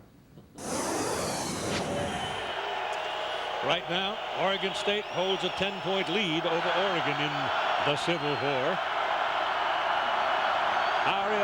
Marshawn Tucker started too soon, and it's a penalty, Oregon. That'll be 11 on the Ducks in the ball game. Wow. That's unbelievable. No play. Dead ball. False start. Offense. 5-yard penalty. Thanksgiving Friday, ABC Sports with a college football doubleheader. We'll start it at noon Eastern, 9 a.m. Pacific time, Colorado and Nebraska. And then at 3:30 Eastern, 12:30 Pacific, we offer you Texas A&M and Texas here on ABC Sports, home of the Bowl Championship Series.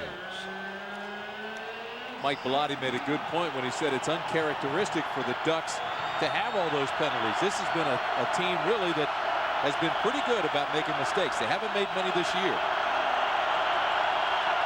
76 in the course of the season. This is Amundsen carrying the ball, and he gets back to about the original line of scrimmage. It was 3rd and 17 on that play, and now here comes the punting team onto the field.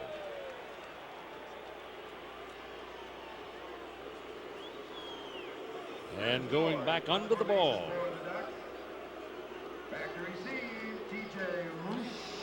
TJ Hushmanzada. He holds a record for the Pac-10 for the most letters in his name. That name kept me awake 2 nights last week. Hushmanzada. On 4th and 8. Bumps away by Curtis Dorr, and it's not one of his better ones. It's bounding around at about the 40-yard line. So Oregon State will have it at the 41. That is very good field position for Oregon State after a 24-yard punt. ESPN magazine. Stuart Scott wants the fleece. Booyah! Stewart, only brand new subscribers get the free fleece. Everyone wants our warm, roomy fleece pullover. It's free with your paid subscription to ESPN the magazine. Maybe you want to take out another subscription. Call now for ESPN the magazine. Get 26 issues, a year's worth for just $1 an issue, and your fleece pullover is free. 1-800-979-8998. As an anchor, you always want that complete show. And coming up, a Did You Know about sports. So, Ken, how you feeling? I'm fine. Never better. I'm great. I can go. Just let me finish like that. You'll get him next show. Sometimes you don't have your best stuff, so you got to bring in a closer. We usually handle it like professionals. Thanks a lot. It's all part of the game. You're on in 3, 2. Welcome back to Sports Center. The subject... Rubber baby buggy bumpers. Rubber baby buggy bumpers. A-E-I-O. They just record you saying the alphabet, moving your face around, and then whenever the boys in R&D want to put you in one of those new ESPN video games, they have everything they need. Yeah, but that would mean they could make us do whatever they want.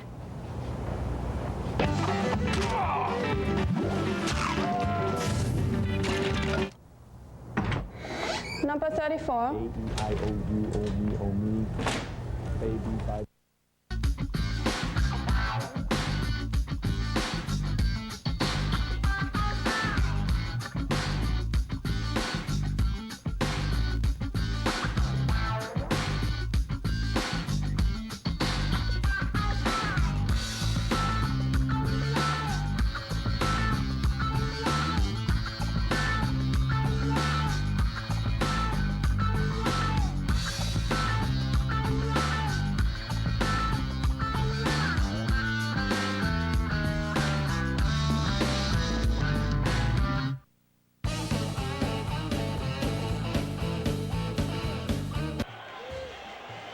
The attendance for this 104th meeting between Oregon and Oregon State, 36,044 at Reser Stadium on the campus of OSU.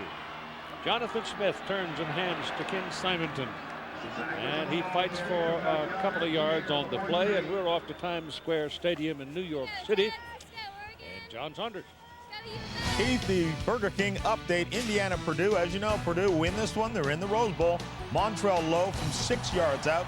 The lead is now opened up to 27-7, perhaps awaiting the winner of your game. Keith. And if the Oregon Ducks can win this game, they will play Purdue, apparently, in the Rose Bowl. And I would be startled if they were elevated much higher in the BCS, the way things are these days. Pass is complete to Maurer, and he tiptoes down the sidelines for a big play and a first down for Oregon State.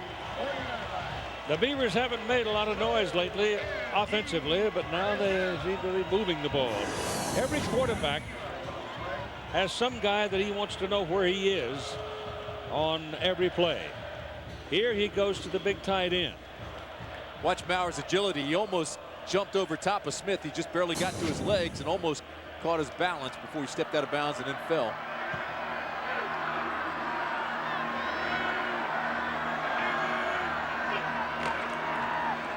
This is Simonton, and he's hit behind the line of scrimmage by a little bit. I asked Jonathan Smith in conversation who in this Oregon secondary, or who on that defense, does he want to know on every play exactly where he is, and he answered this. Probably Rashard Bowman, number 17. He's definitely a quality corner, and he's made a lot of plays for him, and so I'll know who he's matched up with each time we snap the ball.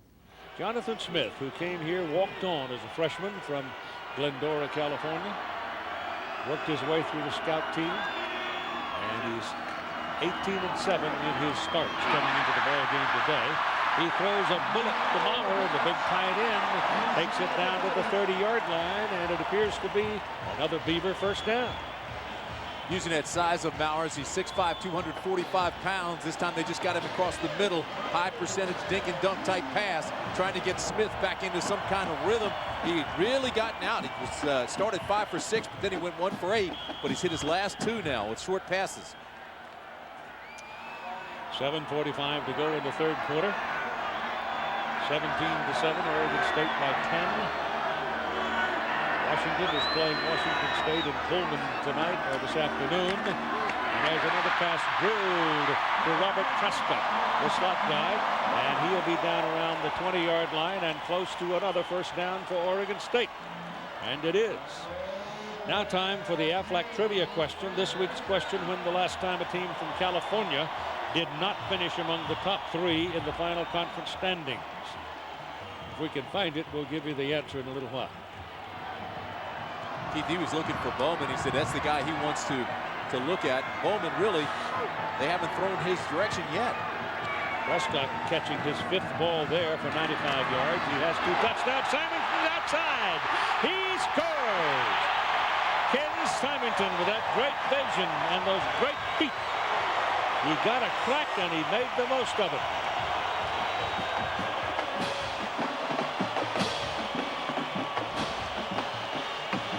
That is his 50th career touchdown, all rushing. Give Sandoval and Sykes and Gibson a lot of credit. They pulled out of there and came around almost like the counter Trey the Redskins used to run. Watch the left side of the line now. Everybody start going this way. All right, now they get out in front of him. Now look, the patience to wait for the blocks, and now the explosion and the cutback in the score. And the kick is no good. Jerked it left. Seska misses the extra point, breaks his string. He had 80 in a row, and he just missed number 81. It's 23-7 Oregon State. Love college hoops? Live for the sweet slam dunks, three-point plays? Get a ticket to basketball heaven. Order ESPN's pay-per-view Full Court, and you'll get over 450 extra games. The top schools, the biggest conferences, all the action you can handle. ESPN Full Court, maximum college basketball. To order, call your cable company, DirecTV at 1-800-GET-SPORTS, or Dish Network at 1-800-333-DISH. Now, Unitas winds up throwing the only touchdown pass in the game. It's a pass right off of Eddie Hinton's fingers, winds up bouncing off of Mel Renfro's chest. Then John... Just answer the question. Super Bowl V. Correct. Roll again. I love this. Jimmy Smith and the Jaguars look to contain Jerome Bettis and put the brakes on the Steelers' drive to the postseason. The Jaguars face the Steelers at 8:30 on ESPN Sunday Night Football. It's football after dark. You better come to work. You drop a pass, you run a mile. Run every one You miss a of them. block, you run a mile. You fumble the football, and I will break my foot off in your... And then you will run a mile.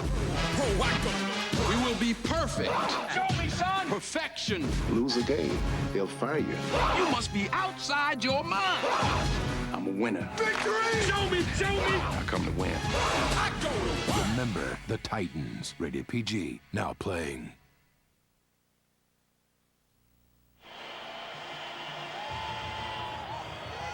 23-7. Seska missing his 81st extra point try. Makes it 23-7. And when you see that happen, you wonder if it'll come back to haunt him. High drifting kick taken off the 8-yard line by Amundsen. And Amundsen back to about the 25. College football on ABC Sports, brought to you by Jeep Grand Cherokee with legendary off-road capability. Dr. Pepper and your local Dr. Pepper bottler. Dr. Pepper makes the world taste better. Sears and the Sears National Champion Football Trophy. And Burger King. Got the urge? There's a colorful gathering today. Sure is. Look around the countryside, it's equally colorful. There's Ryan Seska. I read I think it was Brian Meehan in the Oregonian the other day, had a line writing about place kickers. He said a little dose of amnesia is handed to hand in the stressful life of a place kicker. This is Marshawn Tucker for the Oregon Ducks on a pass from Joey Harrington, getting first down yardage up to the 48-yard line. That amnesia is needed for defensive backs as well. They've got a 2-deep, 5 under. They just bring him all the way across. Tucker all the way across the field trying to find the open space in the zone. Does. There's the ball waiting for him and a big pickup. Again, no panic in Joey Harrington. Tucker and Howery are very good receivers. Tucker the speed guy, Howery a technician, runs great routes. Also has the big tight end Peel and the running back Morris. All the tools, they just have to get it going.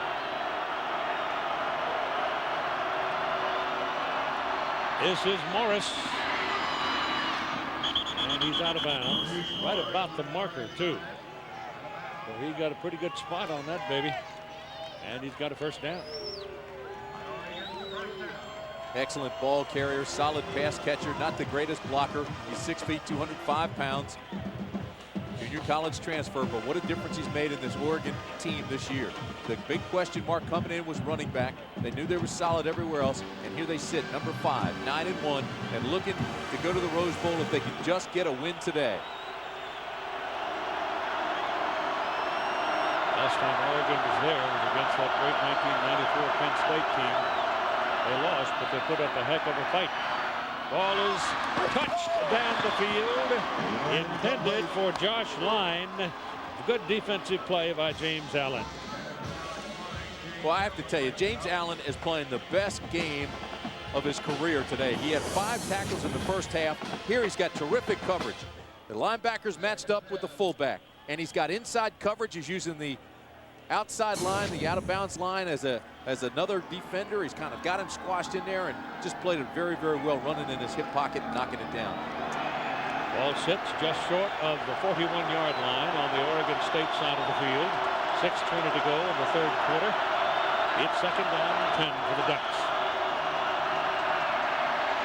Harrington's pass, batted and intercepted. Caught by Richard Siegler, the redshirt freshman middle linebacker. You talk about an athletic play by Siegler. The ball was tipped at the line. He readjusted totally and dove in the opposite direction to make the pick. 6'3", 204-pound redshirt freshman and made a play like an NFLer. Harrington's a tall receiver at 6'4", should not have passes batted. There it is hit, and it's hit by O'Neal. But look at the adjustment by Siegler to make that interception. Terrific play. Wow. Boy, he's really played well. As we said earlier, unexpected, I think, for the coaches.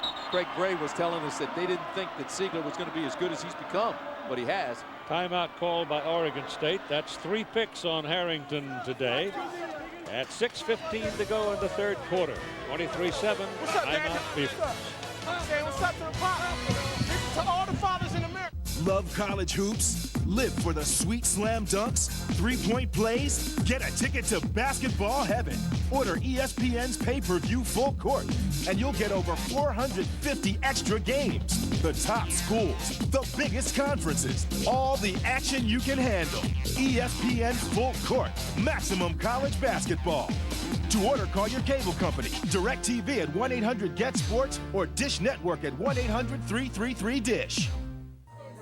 Now, Unitas winds up throwing the only touchdown pass in the game. It's a pass right off of Eddie Hinton's fingers, winds up bouncing off of Mel Renfro's chest. Then John Just answer the question.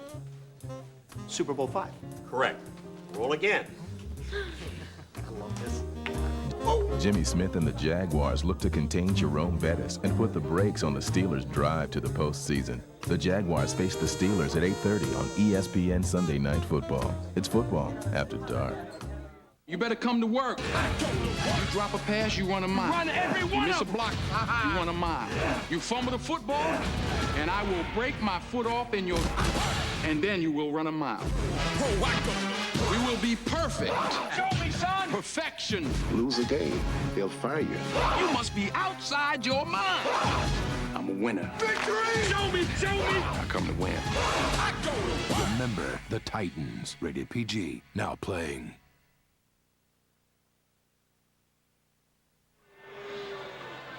The Aflac trivia question we posed for you. When was the last time a team from California did not finish among the top 3 in the final conference standings? Answer is 1941. In the top 3, Oregon State, Washington, and Washington State. The northern end of the conference is dominating this year, and they may be kind of hard to move out, too, for a few years. Handoff goes to McCall, Patrick McCall, 196-pounder. And he's in there for about 5 yards. The Pac-10 standings, Washington, if Oregon State wins this game today, it falls into a 3-way tie if Washington wins in Pullman. And there's no certainty they will, because the Cougars are kind of hard to handle, it seems, over there for the Huskies in Pullman. But if it goes into a three-way tie, then Washington on tiebreakers will go to the Rose Bowl, because they were the one team that beat Oregon State 33-30. It is second down and long two. McCall jumping over the stack. Flag on the field. He stopped at about the 45-yard line, a couple of yards short of the first down. Of course, as we looked at those standings, Keith, UCLA was hoping that Oregon would win today and that Washington would win tonight. UCLA looking at either the Aloha Bowl, perhaps the Sun Bowl. Holiday Bowl in San Diego supposedly will get number 2 team, but if you have a three-way tie, then they're in for some choices. John Reed said the other day he might be very interested in Oregon State, because either team will empty the state of Oregon during the holidays, I suspect. If they both go to a bowl, I wouldn't come up here. There won't be anybody around. Offense. Penalty enforced from the previous spot. 10 yards. Repeat second down. So the Beavers hammer themselves with the holding call. That's a 10-yard penalty. This is where they've got to go, that bright yellow line. You see it's up there 3 yards short of midfield. First and 10 presented by Quest.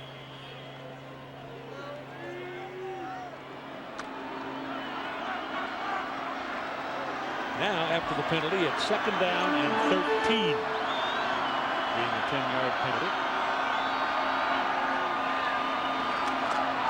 Jonathan Smith pumps, throws, sideline, man there. Houshmandzadeh makes the catch. That's his first on the day.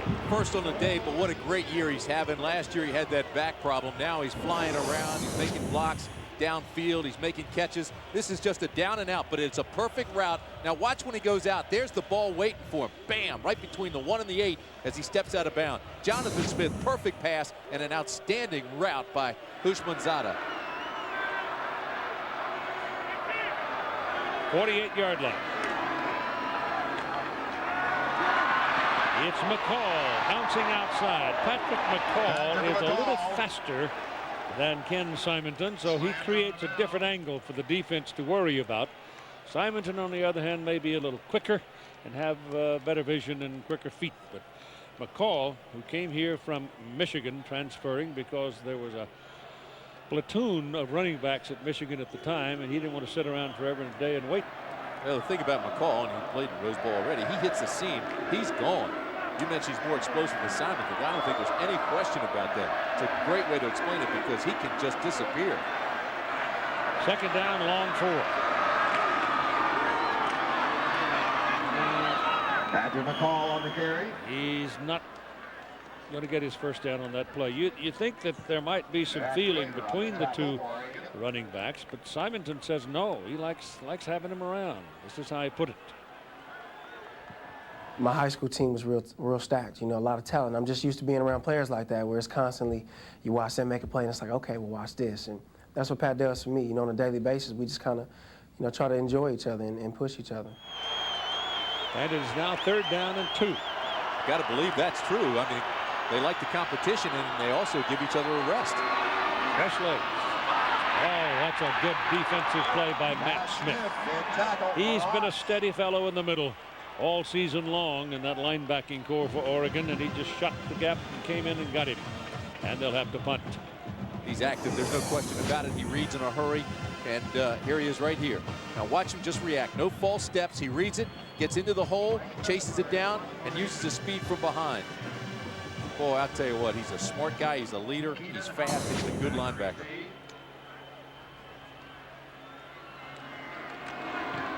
A little bit of pressure, but the kick is away, and a pretty good one. They let it bounce, and the Beavers are going to be able to kick it and kill it deep at about the 7-yard line. So Oregon starts deep. Got to play a long field. Monday night on ABC, it's a must-win for the Washington Redskins against the St. Louis Rams. That'll be live at 9 Eastern Time, 6 Pacific. And then Sunday night on ESPN, 8:30 Eastern, 5:30 Pacific. You've got the Jaguars and the Steelers. Rams get Falk back, and Trent Green, who made it look easy last week, Comes up against his old teammate, the Washington Redskins. So you know he's chomping at the bit. Jeff George gets the start again for the Redskins. Those Rams have got, you talk about speed. They got some guys that can run. From the 7-yard line, Oregon. Harrington going deep. Tucker. No. Foot too long. It'll be 2nd down and 10. Ricky Walker defending on the play. Ricky Walker is in there at cornerback right now in relief of Keith Hayward Johnson. For one thing, he may have a little better foot speed. And that may be why the change was made.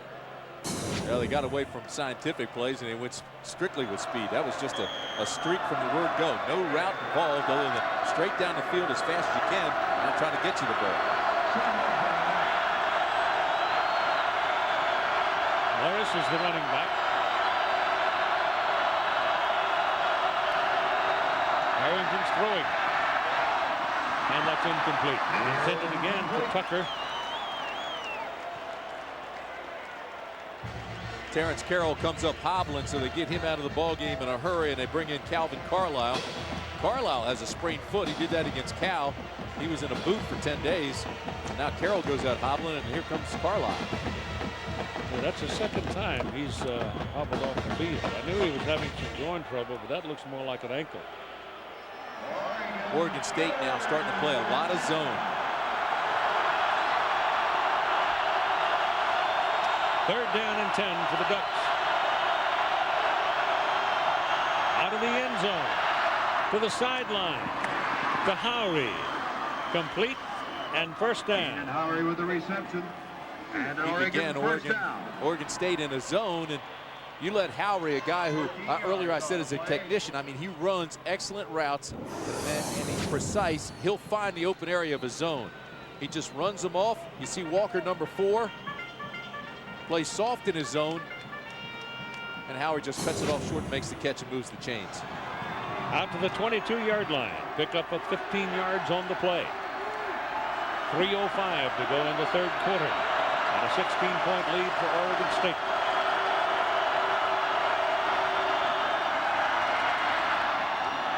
He's got Tucker downfield. He had separated. He'd gotten away from Walker. The ball is a little too long, and Joey knows it.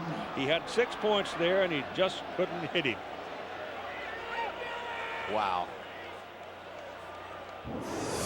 This is one of those deals where, again, you've got Tucker who says, I've got the speed. If I'm even, I'm leaving. And he just ran by Walker, and then he knows he should have had him. Come on, Harrington's saying, I've got to put more air into the thing. I've got to give him a chance and make it catchable.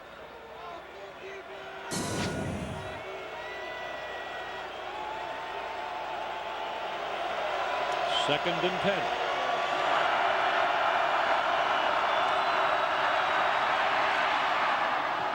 This time he goes for Sammy Parker.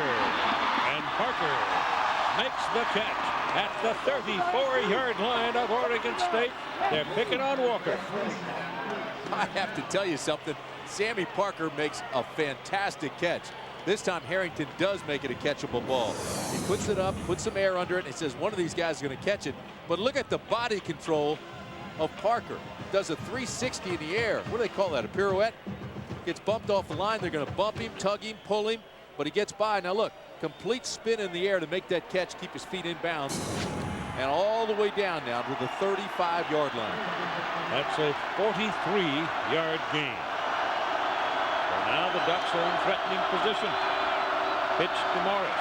Morris hands the ball away to Parker. And Parker, who was hurt much of the season, will turn it back upfield for about 3 yards. Now that's not going to work. The second time they've done that, and they're losing yardage on it. This defense is too fast for that. Also, it's a fairly disciplined defense, so a lot of guys stay home. They don't run out of their places. They know they've got the speed. Once the play breaks their way and they read it correctly, and that play's taken too long. I thought it was interesting, Tim, when Craig Gray said yesterday about letting the defensive people have some ownership in the system to go ahead and make some plays. That's a good theory. A lot of coaches do that. I know Jerry Claiborne used to do that at Maryland. Let them make their own calls. 2nd down and 7. Harrington going down the middle with it. It's intercepted. Cookus again. That's 3 interceptions today. Jake Cookus with his 3rd pick, intended for Justin Peele. Peele was in between them. The ball was out in front of him. He couldn't reach it. And Cookus got it.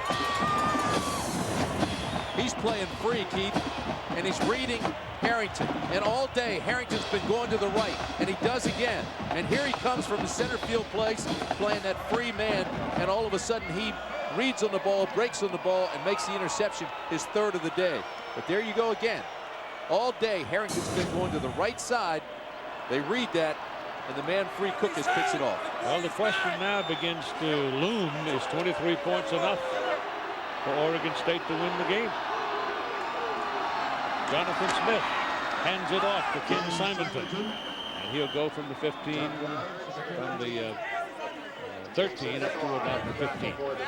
I asked Dennis Erickson yesterday, and talking to him, where the strength, the basic strength of his football team was, and this is what he said. Our strength right now is our defense, and the aggressiveness and speed that we have that really won some games for us when we weren't playing very well early. And right now we're playing pretty well offensively, but the defense is the strength of our football team. Well, they're showing it. Jonathan Smith's pass, strong arm, zipped it to Prescott. Prescott has been his primary receiver today because he's, as Tim explained earlier, being the slot, he has more real estate to work around in. That was a good pass. Well, it is, and they give him so much room. Look at this. He is the inside guy, 82. Then he cuts in out underneath the flyer, and there's so much space there. I'll tell you this, Oregon has had great success this year defensively when the Ducks are able to put 8 and 9 in the box against the run and team tackle. But this Oregon State offense spreads them out and forces individuals to make plays, and they're having a tough time. Simonton with the ball, working his way in traffic, and is out to about the 32-yard line. Prescott today, 6 catches, 109 yards, and 2 touchdowns. That's a big day. The wonderful world of Disney gets the holidays off to a whoopee start. Leslie Nielsen starring in Santa Who tomorrow at 7, 6 Central on ABC. Is it that time of the year already? Already. Oh, Lord. I'm going to go climb in a closet and try to forget. Bah, humbug. 2nd down and 8 now for the Beavers. Simonton. I don't think there are too many guys wearing white with their eyes on Ken Simon today. He hasn't been able to do much as we come down toward the final seconds of the 3rd quarter. Well, that was that same play they scored on. They ran the counter tray. This time, Oregon was ready for it. Well, they put that old counter play back in at the beginning of the season, and it's been producing about 5+ yards per use during the season. We'll be back with the 4th quarter after this message and the word from our ABC station. Love college hoops? Live for the sweet slam dunks, 3-point plays? Get a ticket to basketball heaven. Order ESPN's pay-per-view Full Court, and you'll get over 450 extra games. The top schools, the biggest conferences, all the action you can handle. ESPN Full Court, maximum college basketball. To order, call your cable company, DirecTV at 1-800-GET-SPORTS, or Dish Network at 1-800-333-DISH. Now, Unitas winds up throwing the only touchdown pass in the game. It's a pass right off of Eddie Hinton's fingers, winds up bouncing off of Mel Renfro's chest. Then John... Just answer the question. Super Bowl 5. Correct. Roll again. I love this. Jimmy Smith and the Jaguars look to contain Jerome Bettis and put the brakes on the Steelers' drive to the postseason. The Jaguars face the Steelers at 8:30 on ESPN Sunday Night Football. It's football after dark. You better come to work. You drop a pass, you run a mile. Run every one You miss a of block, you run a mile. You fumble the football, and I will break my foot off in your... and then you will run a mile. We will be perfect. Show me, son. Perfection. Lose a game, they'll fire you. You must be outside your mind. I'm a winner. Victory! Show me, show me. I come to win. I go to work. Remember the Titans. Rated PG. Now playing.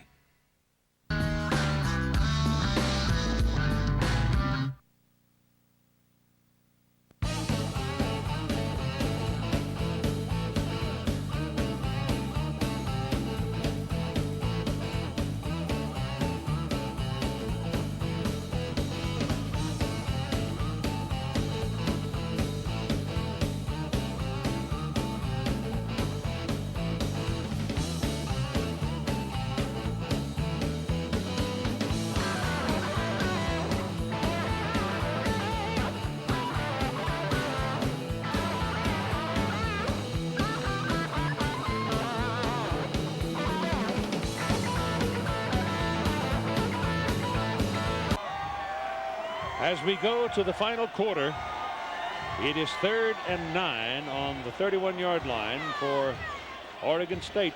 They lead 16 points.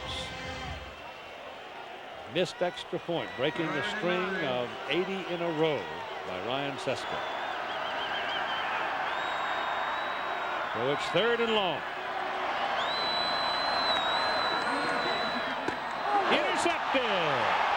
Picked off by Bowman. Rashad Bowman. Out of nowhere to pick off Jonathan Smith, and all of a sudden the Oregon Ducks are again in a threatening position.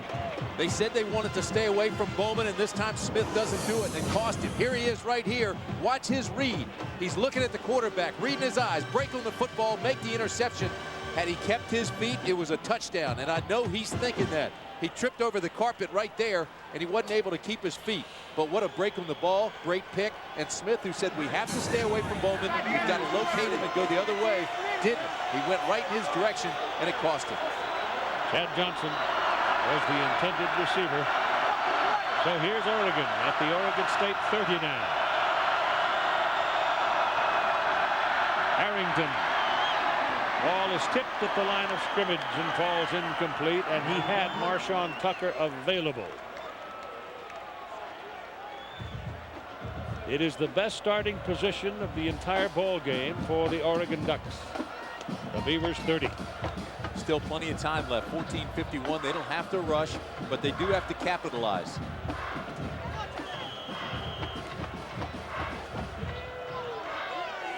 Last time they were down this far, Harrington was picked off. He's been picked 3 times today. Passing situation, though, 2nd and long, and that's where Morris is most effective.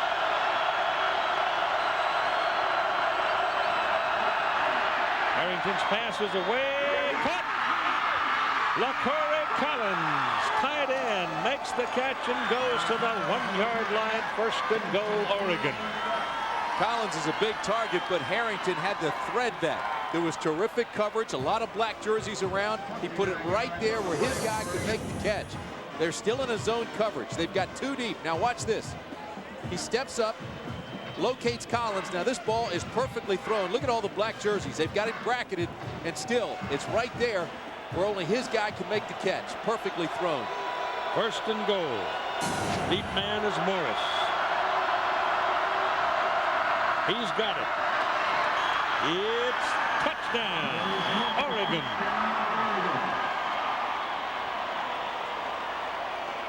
Purdue is waiting for an opponent in the Rose Bowl. Oregon is trying to provide that, as they have scored their 2nd touchdown of the day against the tough Beaver defense, and it looks like they might consider a 2-point try. Actually, if they make it 23-14, score a touchdown and a field goal, they can win it. Every coach in the country carries a card. It's broken down mathematically when to go for 2, and this obviously is the time, as you just explained. Well, I don't know if I would. I'm a fucked up chicken.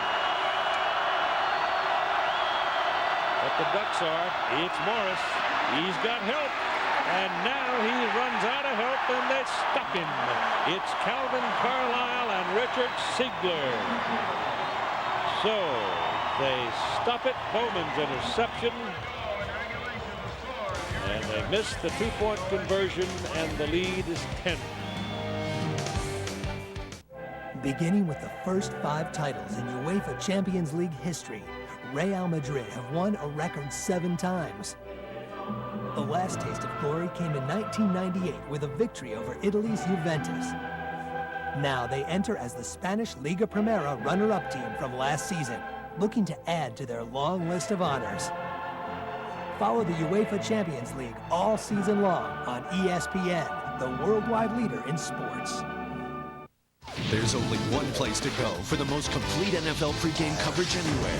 Join Chris. Oh my God, it might make it. TJ. He is being forced to live by a separate set of rules. More. Teams seem to get beat up there on that AstroTurf. Sterling. If they don't run the ball with commitment today, then this is who you are. And Stewart. It's about as black and blue as Baryshnikov's tights. Everything you need to know right up until kickoff from the guys who know it best. ESPN Sunday NFL Countdown. Sundays 11 Eastern on ESPN.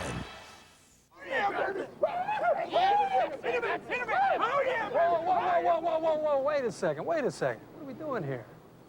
Are we kidnapping the rival's mascot here? That's the kind of football spirit I like to see, but if you really want to show them, take a few of these mice I've dyed your school colors. Drop a few of these babies in his costume and see how he likes that.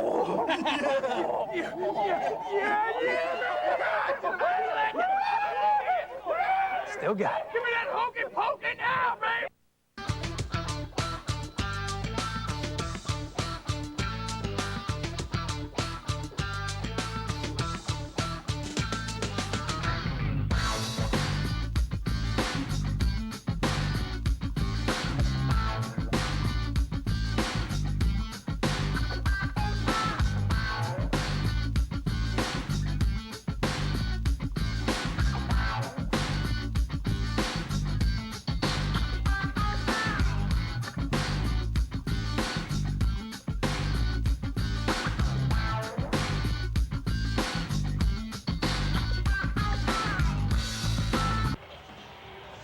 Dan Katz will kick it off for Oregon. All good hands people up on the front line for Oregon State.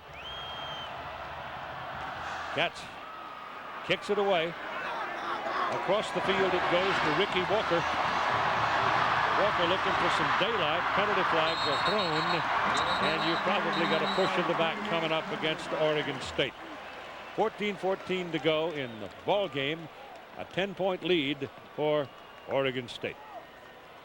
Jim Springer's getting so much airtime the last couple of weeks, I think he's got to join after us. American Federation of Radio and Television Artists. Push in the back. Billboards for college football on ABC Sports. It's brought to you by Chevy Trucks, the most dependable, longest-lasting trucks on the road. Budweiser, with the crisp, clean, refreshing taste you'll find in no other beer. Discover Card. There's always something more to discover. And Quest, the communications to change everything.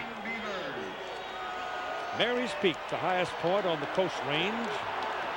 Some clouds drifting in. It's been an absolutely gorgeous afternoon. But they say when you can see Mary's Peak, good weather is coming. We've got it. When you can't, close the windows. On first down. Smith throws. Caught by Maurer. And Martin Maurer gets the ball out, gives them a little room as he crosses the 25-yard line. Gone to their tight end quite a bit in the second half. That's the third catch for Maurer this half. 4 on the day, 51 yards, and all 4 of his catches have resulted in first downs. 6'5", 243-pound senior. 29 Oregon State seniors playing their final home game here today.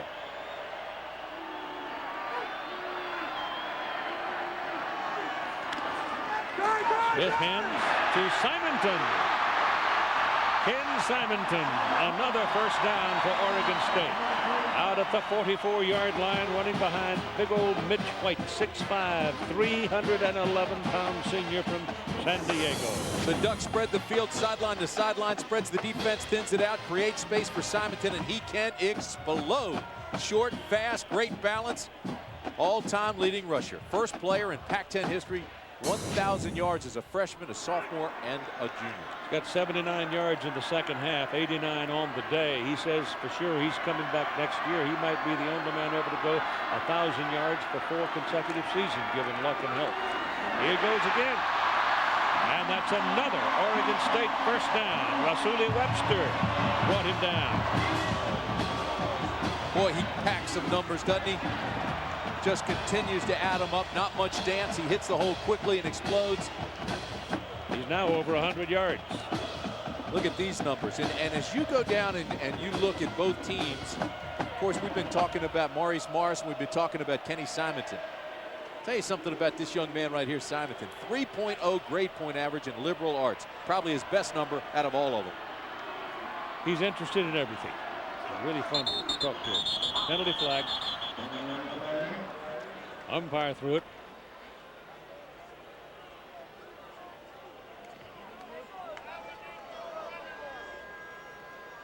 Good ball, no play. False start, offense, 5-yard penalty. Still first down. 1st and 15 now, however. Keith, we don't want to canonize Simonton. He is special, but you know, he's the kind of kid that you just admire. He walks into a room when you're there to talk to football players. You say, "Hey, where's Ken Simonton?" He says, "I am Ken Simonton." The guy's only 5'7". 1st and 15 now after that 5-yard assessment. Jonathan Smith gets some time, goes down the middle of the field with it. Intended for Bushman Zada. He got his hands on it, but TJ couldn't reel it in.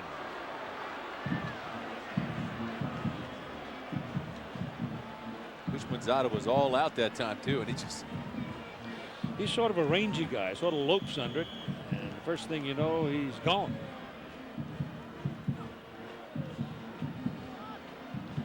He's been pretty quiet today.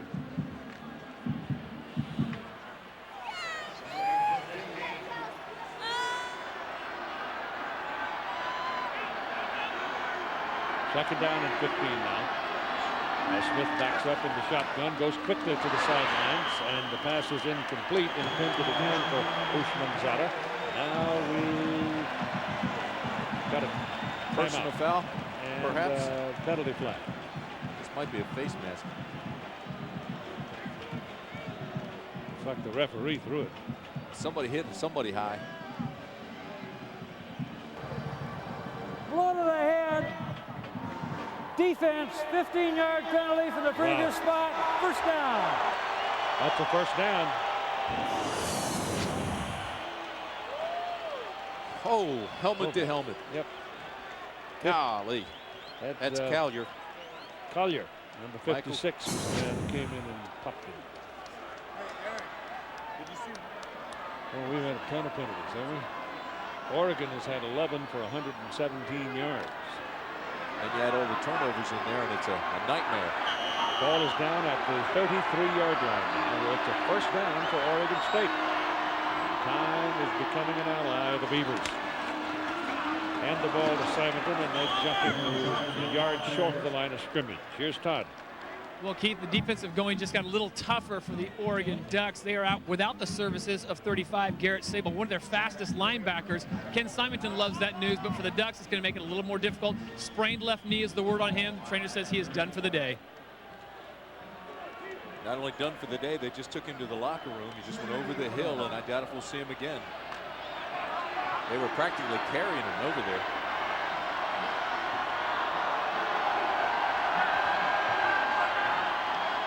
Smith comes up, changes his play, goes under center now, and hands it off.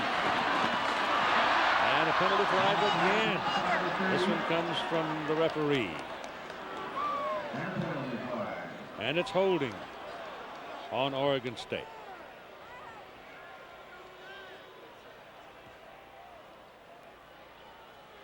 It's been Flag Day in Corvallis.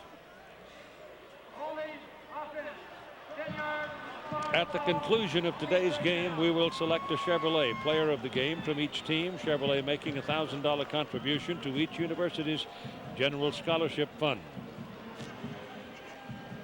Hear that old adage that an official could really throw a flag on every play if he wanted to. Seems like today they want to.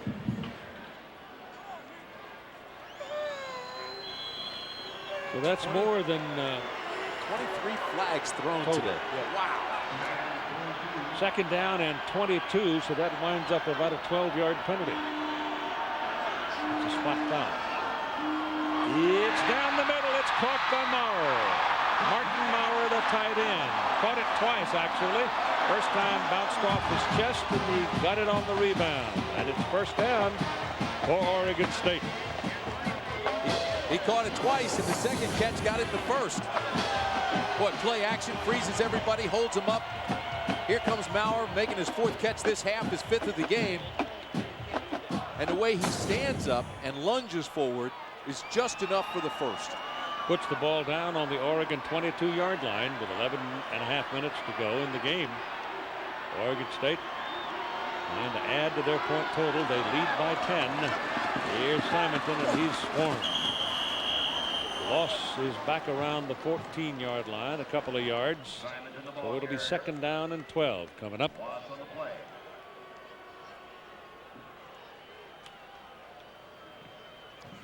Dell Game Solutions. I'll tell you a little secret about Oregon State. Beavers run only about 5 run plays. It's simple, but they let the backs work, and out of that they've gotten 117 yards. Oregon with 127, but again, they've got all the penalties and they've got those 3 turnovers.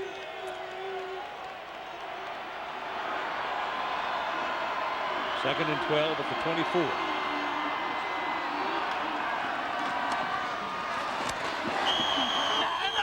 They give him the catch right at the 20-yard line. Not on the play. The ball was tipped.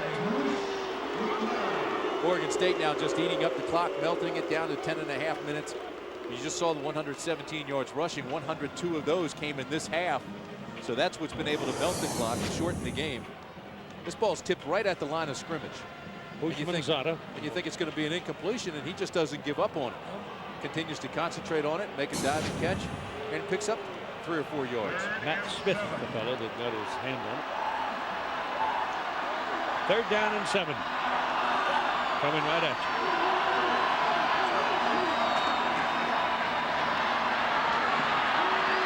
Smith now throws incomplete.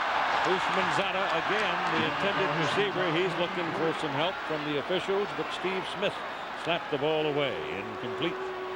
Now Ryan Seska gets the call. He would feel pretty good if he could make this one. Well, if he makes this one, then Oregon knows they need 2 touchdowns instead of just a touchdown and a field goal. Missed extra point looming in the whole structure of things. This is a 36-yard field goal try. Plenty of leg. Missed it. Wow. 13, OSU 23. He had hit what? He had 13 of 15 coming into this ball game. And he missed an extra point. Now he has missed the field goal try. Introducing ESPN Extra, the brand new cable channel for sports fans who can't get enough. On ESPN Extra, you get more of the sports you love, like international soccer from around the world, including the UEFA Champions League. You'll see international auto racing, fitness, and outdoor programming. Plus, there's EXPN, which offers exciting extreme sports programming. It's all on pay-per-view around the clock all week long and only on cable. Watch ESPN Now or your program guide to see what's on. Then order exactly like you would for a pay-per-view movie. ESPN Extra, you can't do better than that.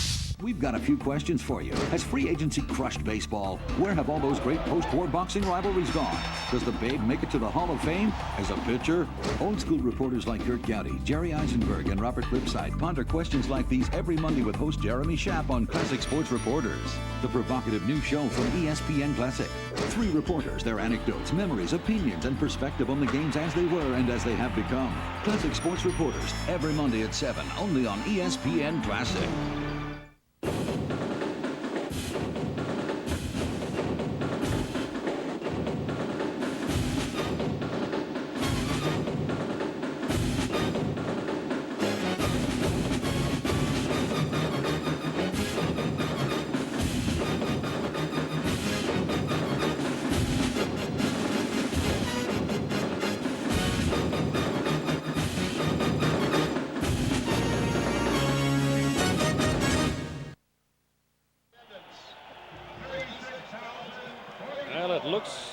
It could be ankle or it could be a cramp.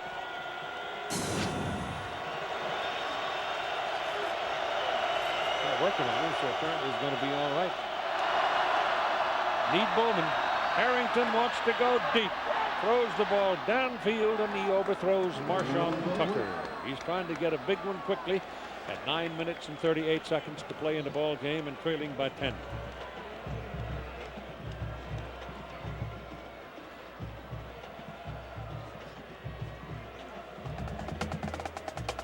tell you one thing, when you're playing both these teams, both these quarterbacks will go after you. They go for the deep stuff in an eye blink. Because both teams are playing a lot of man. Oregon State has dropped into more zone in the second half of play. They lead by 10 points. Harrington pulls out and takes off. And slides down. He's asking the official, when I slide, am I still supposed to get hit? He got a knee right to the choppers. Watch the end of this play. He goes, he's going to give up here. He's going to give himself up and slide, but still gets hit when he goes down. Boom, right there. He gets the knee to the helmet. Well, it was not an accomplished slide, however. Allen was on him at the time he was going down. 3rd down and 2 for Oregon. This might be a very big play. 8:54 to play in the ball game. Harrington trying to pick it up on his own and does. That'll be a first down as he gets out to the 32-yard line. Ladarius Jackson brought him down.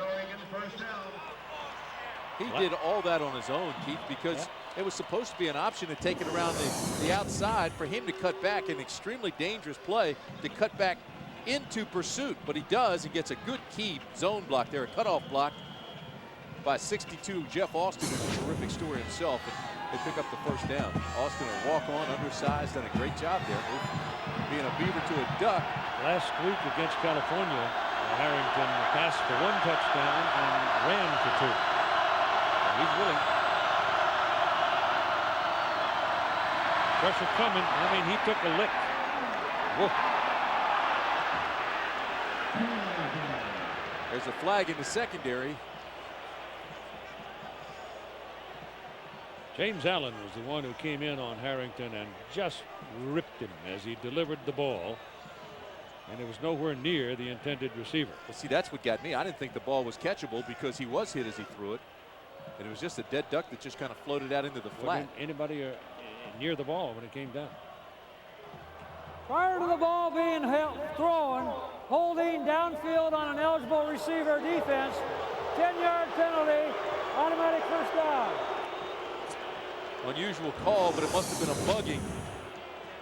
Again, they've been bumping and grinding all day. As soon as Tucker gets away, you can see he pulled his jersey once before he breaks away. Here's the lick laid on Harrington. He's a tough kid, though, isn't he? Josh Lyon sort of cushioned him on that ball as he was knocked back into Josh. Harrington is a great competitor, a winner, having a super year, but he really needs to get things going here in a hurry with 8:24 left. It's first down at the 41-yard line. Passes away down the middle of the field to Tucker. Tucker's got a big play at the 31-yard line. Brought down by Dennis Weatherby. Dennis Weathersby, the corner, cracked him down. But move your change. Here comes Oregon again knocking on the door. He started all the way on the other side of the field. He is way up here at the top of your screen, right on the numbers. Now watch, he'll drag all the way across the middle. They're in a zone coverage, and again, he finds the open area in the zone. They just want to thin things out, get him one-on-one with the defender and let him run, and that's what happened. At the 32-yard line of Oregon State. Ducks trailing by 10, trying to come back. Play action. Harrington. Penalty flag as he goes to the deep corner, and let's see about the flag. Carlisle defending Collins on the play, and that's where your foul occurred. So it's going to be involving those two players. Remember now, Carlisle came in to replace Terrence Carroll, who went out. Prior to the ball being thrown, holding downfield on a receiver defense, 10-yard penalty, automatic first down. And both teams now are over 100 yards in penalties. Time permitting, stay tuned for the Thrifty Car Rental postgame report featuring scores and highlights from across the country. Dennis Erickson is furious, and I'll tell you why, because that's an unusual call. Normally they won't call pass interference. The ball's in the air, so what they're doing is they're just calling defensive holding before the ball's thrown. Hold it twice in this possession.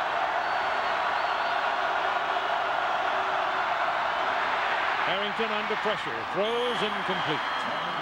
The man who was after him, tracking him, was Darnell Robinson. He was trying to set up a screen on this side of the field for Amundsen, looked like, and had no chance. Purdue is out big over Indiana, 41-13, I understand. So that would seem to tell you that Purdue is going to get the trip to Pasadena from the Big Ten, and Oregon is trying to stage a comeback here in the late going against Oregon State. They trail by 10 points. If Oregon can win this ball game, they go to the Rose Bowl. They'll be undefeated in the conference and 10-1 on the season. Neither one of these teams has ever won 10 games in a season. Neither one.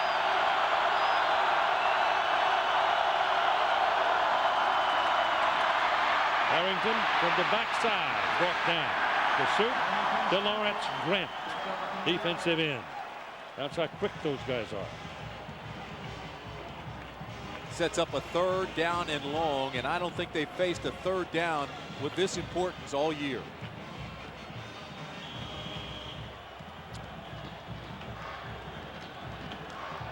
They need a touchdown and a field goal, so if they don't get the first here, they'll take the field goal here, and it'll leave them plenty of time to get the touchdown later.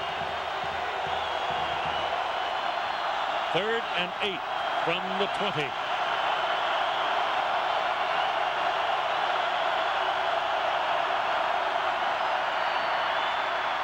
To the end zone. No. And another flag in the secondary. Another flag thrown in the secondary.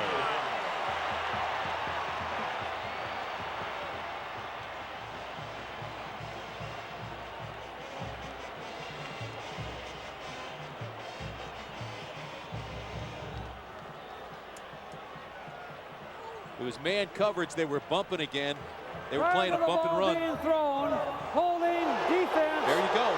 10-yard penalty, automatic first down. Same call 3 times in this possession. Defensive holding on the secondary all 3 times. Here's your guy right here. Watch him bump and grind. All right, there's the left hand, the right hand. He gets hit. Oh, I don't know. I mean, they're just calling defensive holding, and the guys are bumping like they're supposed to. It's an old bump and run tactic, and they're throwing flags on it. He didn't grab any jersey or anything. It's a first down for Oregon at the Oregon State 10.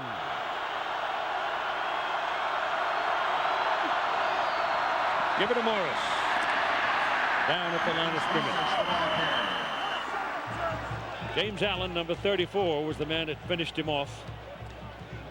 Keith, you're not allowed to bump a receiver around when that ball's in the air. But until that ball's in the air, you've got to be able to put your hands on him. You've got to be able to bump him, or you're giving them too big of an advantage. Well, and they're saying he's not bumping, he's holding. Well, I didn't see any grabbing in that last one.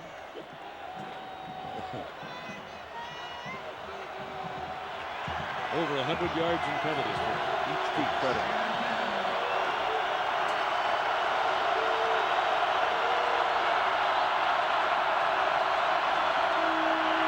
Harrington hit from behind, fumbles the football. Beavers pick it up.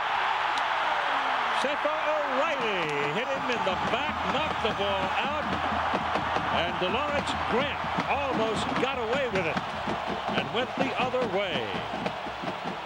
So it's the Oregon State defense that just refuses to yield. That is the 5th turnover. There have been 4 interceptions of Joey Harrington and the fumble. Talk about great team speed. He never saw him coming. Backside. O'Reilly just knocked it loose. Grant picks it up. And Oregon State has the football and perhaps the game. This Sunday, ESPN Classic presents a real classic that saturates the screen with sweat. Woody Hayes, Ohio State football coach. Get off the field. A real-life documentary that will tackle your senses. Go deep into the life of this legendary coach. Come on, come on. And find out where the mystery meets the man. It's real classics. It's Woody Hayes, Ohio State football coach. This Sunday night at 9, only on ESPN Classic. Where the heck is everybody? I'm glad you asked. The success of 3Play from ESPN.com has been tremendous. And now on one of these Nokia mobile phones, you can play just about anywhere. For example, at the country club, dining al fresco, going out to the Hamptons. Replay from ESPN.com. It's free. It's sports. Give me the briefcase. It's money.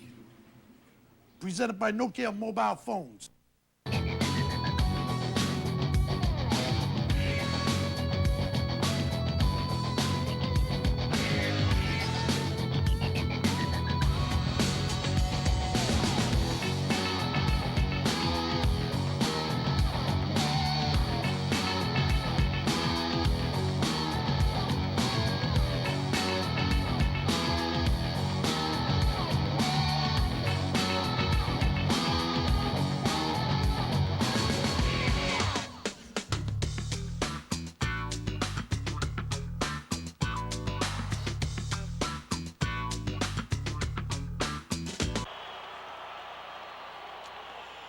Well, you can see what the Oregon State defense has done. Last year they had 146 yards in penalties against Oregon, and they're at 122 now, and perhaps counting this. Patrick McCall carries on that play, and Patrick will pick up about 4 yards. It is so tough to overcome turnovers. When you put that ball on the ground and give it to the other team, it's just really tough to win. And Cook is with 3 interceptions today, and then of course O'Neal with that big hit in the backside force of the fumble on Harrington, just huge. It would appear that Purdue's on their way to Pasadena. Bob Greasy will probably be looking for the back bedroom. 2nd down and 6. Jonathan Smith. A lot of wide open space in front of him. Wraps both arms around the ball, and the quarterback, who doesn't like to run, can't run very fast, picks up a big play there and a 1st down for the Oregon State Beavers. It's the 2nd season of Dennis Erickson coming down from the Seattle Seahawks. That's a 20-yard pickup by Smith, and he praises Jonathan Smith widely because he thinks he's like a coach on the field. Dennis Erickson's been successful everywhere he's been. Look at this, Keith. Except for an unhappy 4 years with the Seattle Seahawks. 28 straight losing seasons here before he arrived. You talk about turning a program around. Some people would say that's impossible. Well, he's doing it too with a lot of players that Mike Riley brought here, including Simon and players of that quality. But he's got some coming on his own because he's always been known as a good recruiter. Well, you have to imagine if he's had that success his first 2 years, what that will do. He's laying the foundation for the future. Obviously, it'll just make it easier. It's 1st down from the 47-yard line. Smith turns, hands off to McCall, and McCall hit right about the line of scrimmage. I asked him yesterday, talking to him, if he's happy coming back to college football and living in Corvallis, Oregon. He said this. So it's been a lot of fun for me after the 4 years in the National Football League, which I'd like to forget, but I was in that league for 4 years, and it's not a very much, NFL stands for not much fun, I don't think, but I've had a lot of fun, and working with these kids, I forgot what it was all about and how great college football is. Well, I've known them all along the way, to Montana State, to Idaho, to Washington State, to Wyoming, and Miami. Ball's in the air with a lot of air under it for Hushmanzada, and he makes a fantastic play, but they're saying the ball came out. It is incomplete. An official threw a flag right at the point. I don't know that the flag means anything. They picked it up, or have they? No, they haven't picked it up. Pass interference, defense, 15 yards from the previous spot, 1st down. Steve Smith is the man defending on the play, and he's squawking about it. Well, he ought to. These are 2 very aggressive defenses. All year long, the corners have really liked to bump and run. They've got great confidence in doing that, and they like to take risks. Steve Smith was riding Hushmanzada all the way down the field, and they threw the flag. Story on Bowman, Todd? Well, Keith, he came out. He's got a bruised tendon in his right knee. After the field goal attempt by Oregon State, they put heat on it. They put salve on it. They're trying to heat it up, but he's got a definite limp. And as soon as that play happened, the coach grabbed him and said, "You're back in." 1st down after the penalty, and the ball is down at the Oregon 33. Smith hands it off.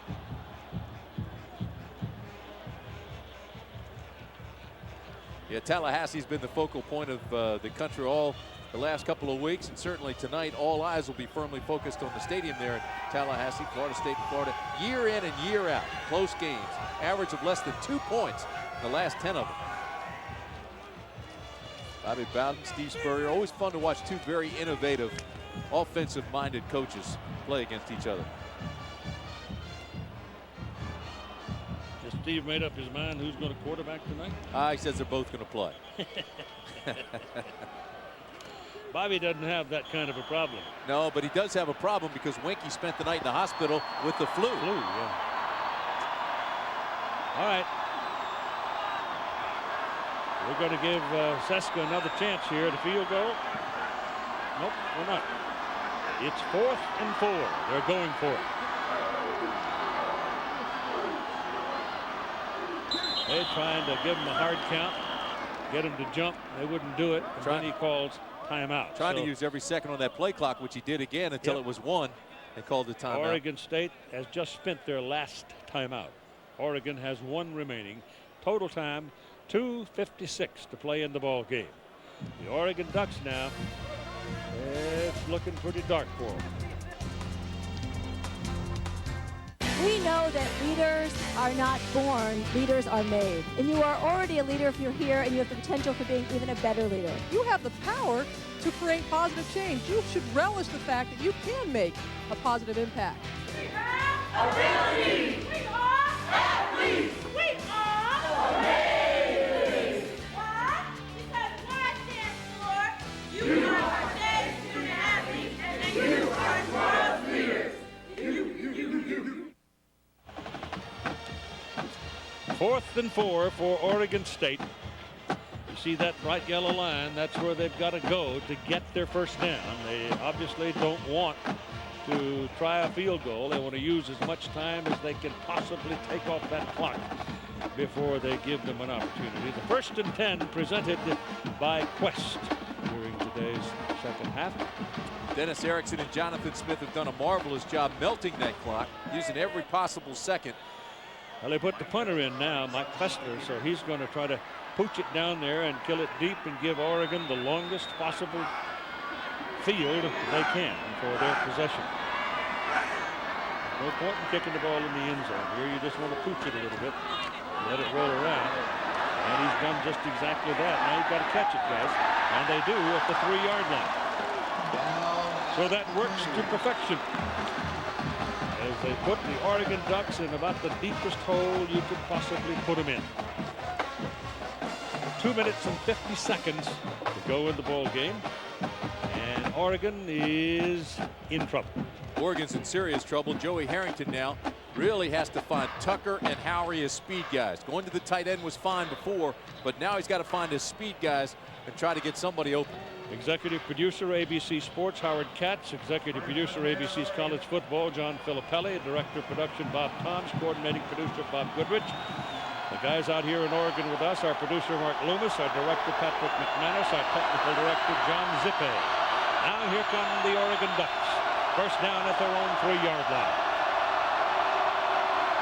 Out of the end zone. Joey Harrington lets it go, and it bounces incomplete. Well, there was one man going downfield, and that was Marshawn Tucker, and the ball wasn't anywhere near him. Incomplete forward pass. If this score holds up, I guarantee you they're going to burn out the television sets around Corvallis watching Washington State to see what shakes out. That's right. Our technical director today, John Zippe, the associate producer, Derek Mobley, associate director, Jeff Kibler, production manager, Joe Alvarado, technical manager, Dennis Zabel. Second down and 10 from their own 3-yard line for the Oregon Ducks. And the pass is away, and it is caught by Howery. Keelan Howery is taken down at the 5-yard line. That's a pickup of 2 yards. It'll be 3rd down and 8. Assistants to the producer, Jason Shavico, Tom Wicks. Our statistician, Mark Amino. Spotter, Kelly Hayes. And computer stats, Brian Schroeder.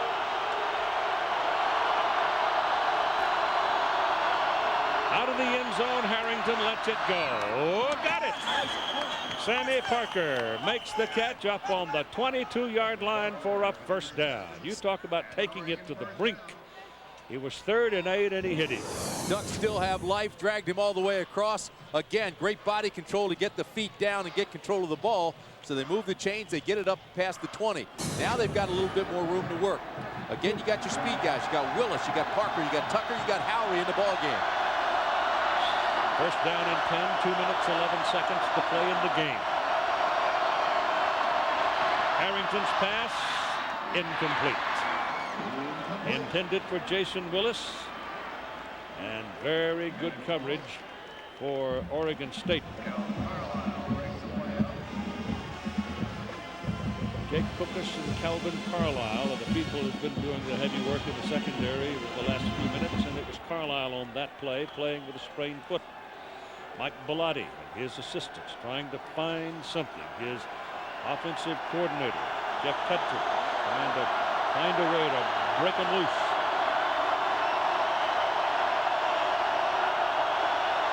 Find the magic play. Harrington to the sidelines again. Good. It is caught by Sammy Parker. A penalty flag is thrown. It's on this side of the field. The play went to the other side of the field. Washington up 6-0 over Washington State early. Cougars losing their quarterback to a broken leg, Jason Gesser. But the redshirt freshman Kegel played quite well last week in relief. Dead ball after the play. Illegal blow to the head. Defense. 15-yard penalty. Wow. Ducks looking for anything they can get here. That moves it down to almost midfield. That's a silly play. That's a silly foul. 15 yards, and now Oregon's out there in the middle of the field. There are your penalties on the day. 13 for Oregon State, 137 yards, and 12 for Oregon, 132 yards. 269 yards in one game. Wow.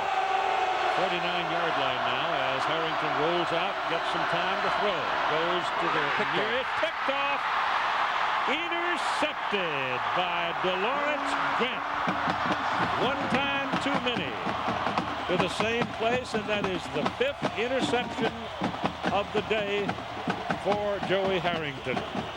Grant and Jackson have played well the entire game. They were in a zone. Actually, it was a zone blitz where the defensive end actually comes back and falls off. Watch this. Comes up, hits, drops back, looks for help, and you talk about a big mitt. He just pulled it in one-handed. So I go back to my original statement. You're in the Civil War. You got defensive ends named Grant and Jackson, and they made the difference. Yes, sir. So, Oregon State with a ball. And they will share, it appears, the Pac-10 crown with Oregon and perhaps Washington. Now we're off to New York, and John Saunders. Well, Keith, the two teams you're watching right now will be interested in this. That's Joe Tiller getting the shower from the Gatorade bucket. It's their first Rose Bowl for Purdue since the '66 season. Drew Brees has taken them there. Now, of course, this is live shot right now. The roses being handed to Joe Tiller, and the elation, the celebration on the field was tremendous as they knocked off Indiana 41-13 was the final. Who will they face? Will it be Oregon, Oregon State, or Washington? Right now, by the way, Keith, Washington is leading their game with Washington State. 6-0 is the score there. So at least early, things aren't working out for the Beavers, although it's working out nicely on the field against Oregon.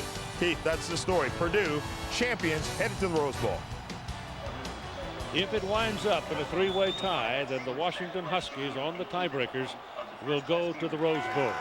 And the reason for that is the simple fact that Washington beat Oregon State and Seattle. What's amazing to me is that Oregon now will, with a loss today, won't go to the Rose Bowl, but may drop all the way back to a Christmas Day Bowl and go to the Aloha. It could be. It could be.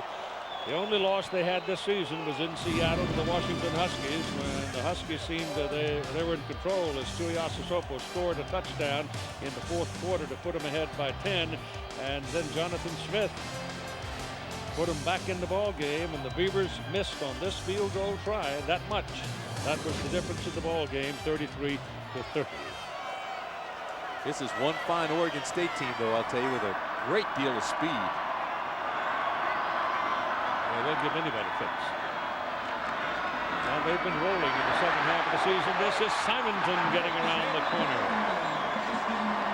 And Simonton will pick up a first down for Oregon State, and that should just about do it. The Chevy players of the ball game for Oregon, Maurice Morris had 19 carries, 97 yards, playing sore, scored a touchdown. For Oregon State, Jake Cookus had 3 interceptions and a tackle for a loss. And in recognition of their efforts, Chevrolet makes a $1,000 contribution to each university's general scholarship fund. Our thanks to all the folks here in Corvallis, Oregon, for making this a most pleasant visit. Al Cowan, as usual, an old friend who we've known forever today, saw D'Andro today, saw a lot of people that I haven't seen in a long time. And for those of you who've been out in this part of the country and who have become familiar with the famous Rip City cry of Bill Schonley across the years, I saw him today, and he looks terrific.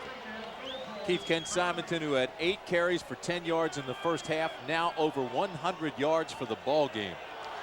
It is the first 10-win season ever in Oregon State football history. First time ever. And this series is the 6th longest running 104th meeting.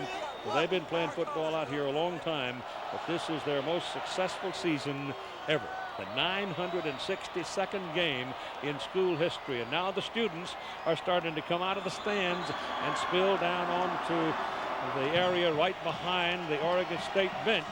That's dangerous. And they've got 350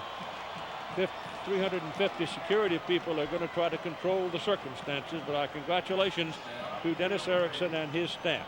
The only sad note to me is that an old friend, Bruce Snyder, lost his job at Arizona State this week. I'm sorry to see that. 23-13. And this will be your final snap. That's it. Oregon State will run out the clock, and now here come the students racing out into the stadium, and they have just swallowed the field. But Oregon players are proceeding off in a seemingly orderly manner, and I don't see any sign of any trouble. It's almost impossible for 350 security people to utterly control the students as they came pouring down out of the stands. But let's hope that we get through this without anything happening. 1998, they had a little bit of trouble that bothered some people. But the Oregon football team seems to be making its way along the edge of the crowd and out of the stadium. So it is a festive ending here in Corvallis, Oregon for the Oregon State Beavers as they go 10-1 for a historic moment in their football history. Okay, ABC Sports is online at ESPN.com, keyword ABC College Football.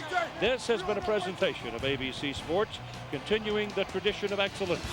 Coming up at 8, 5 Pacific, the Florida Gators and the Florida State Seminoles, here on ABC Sports.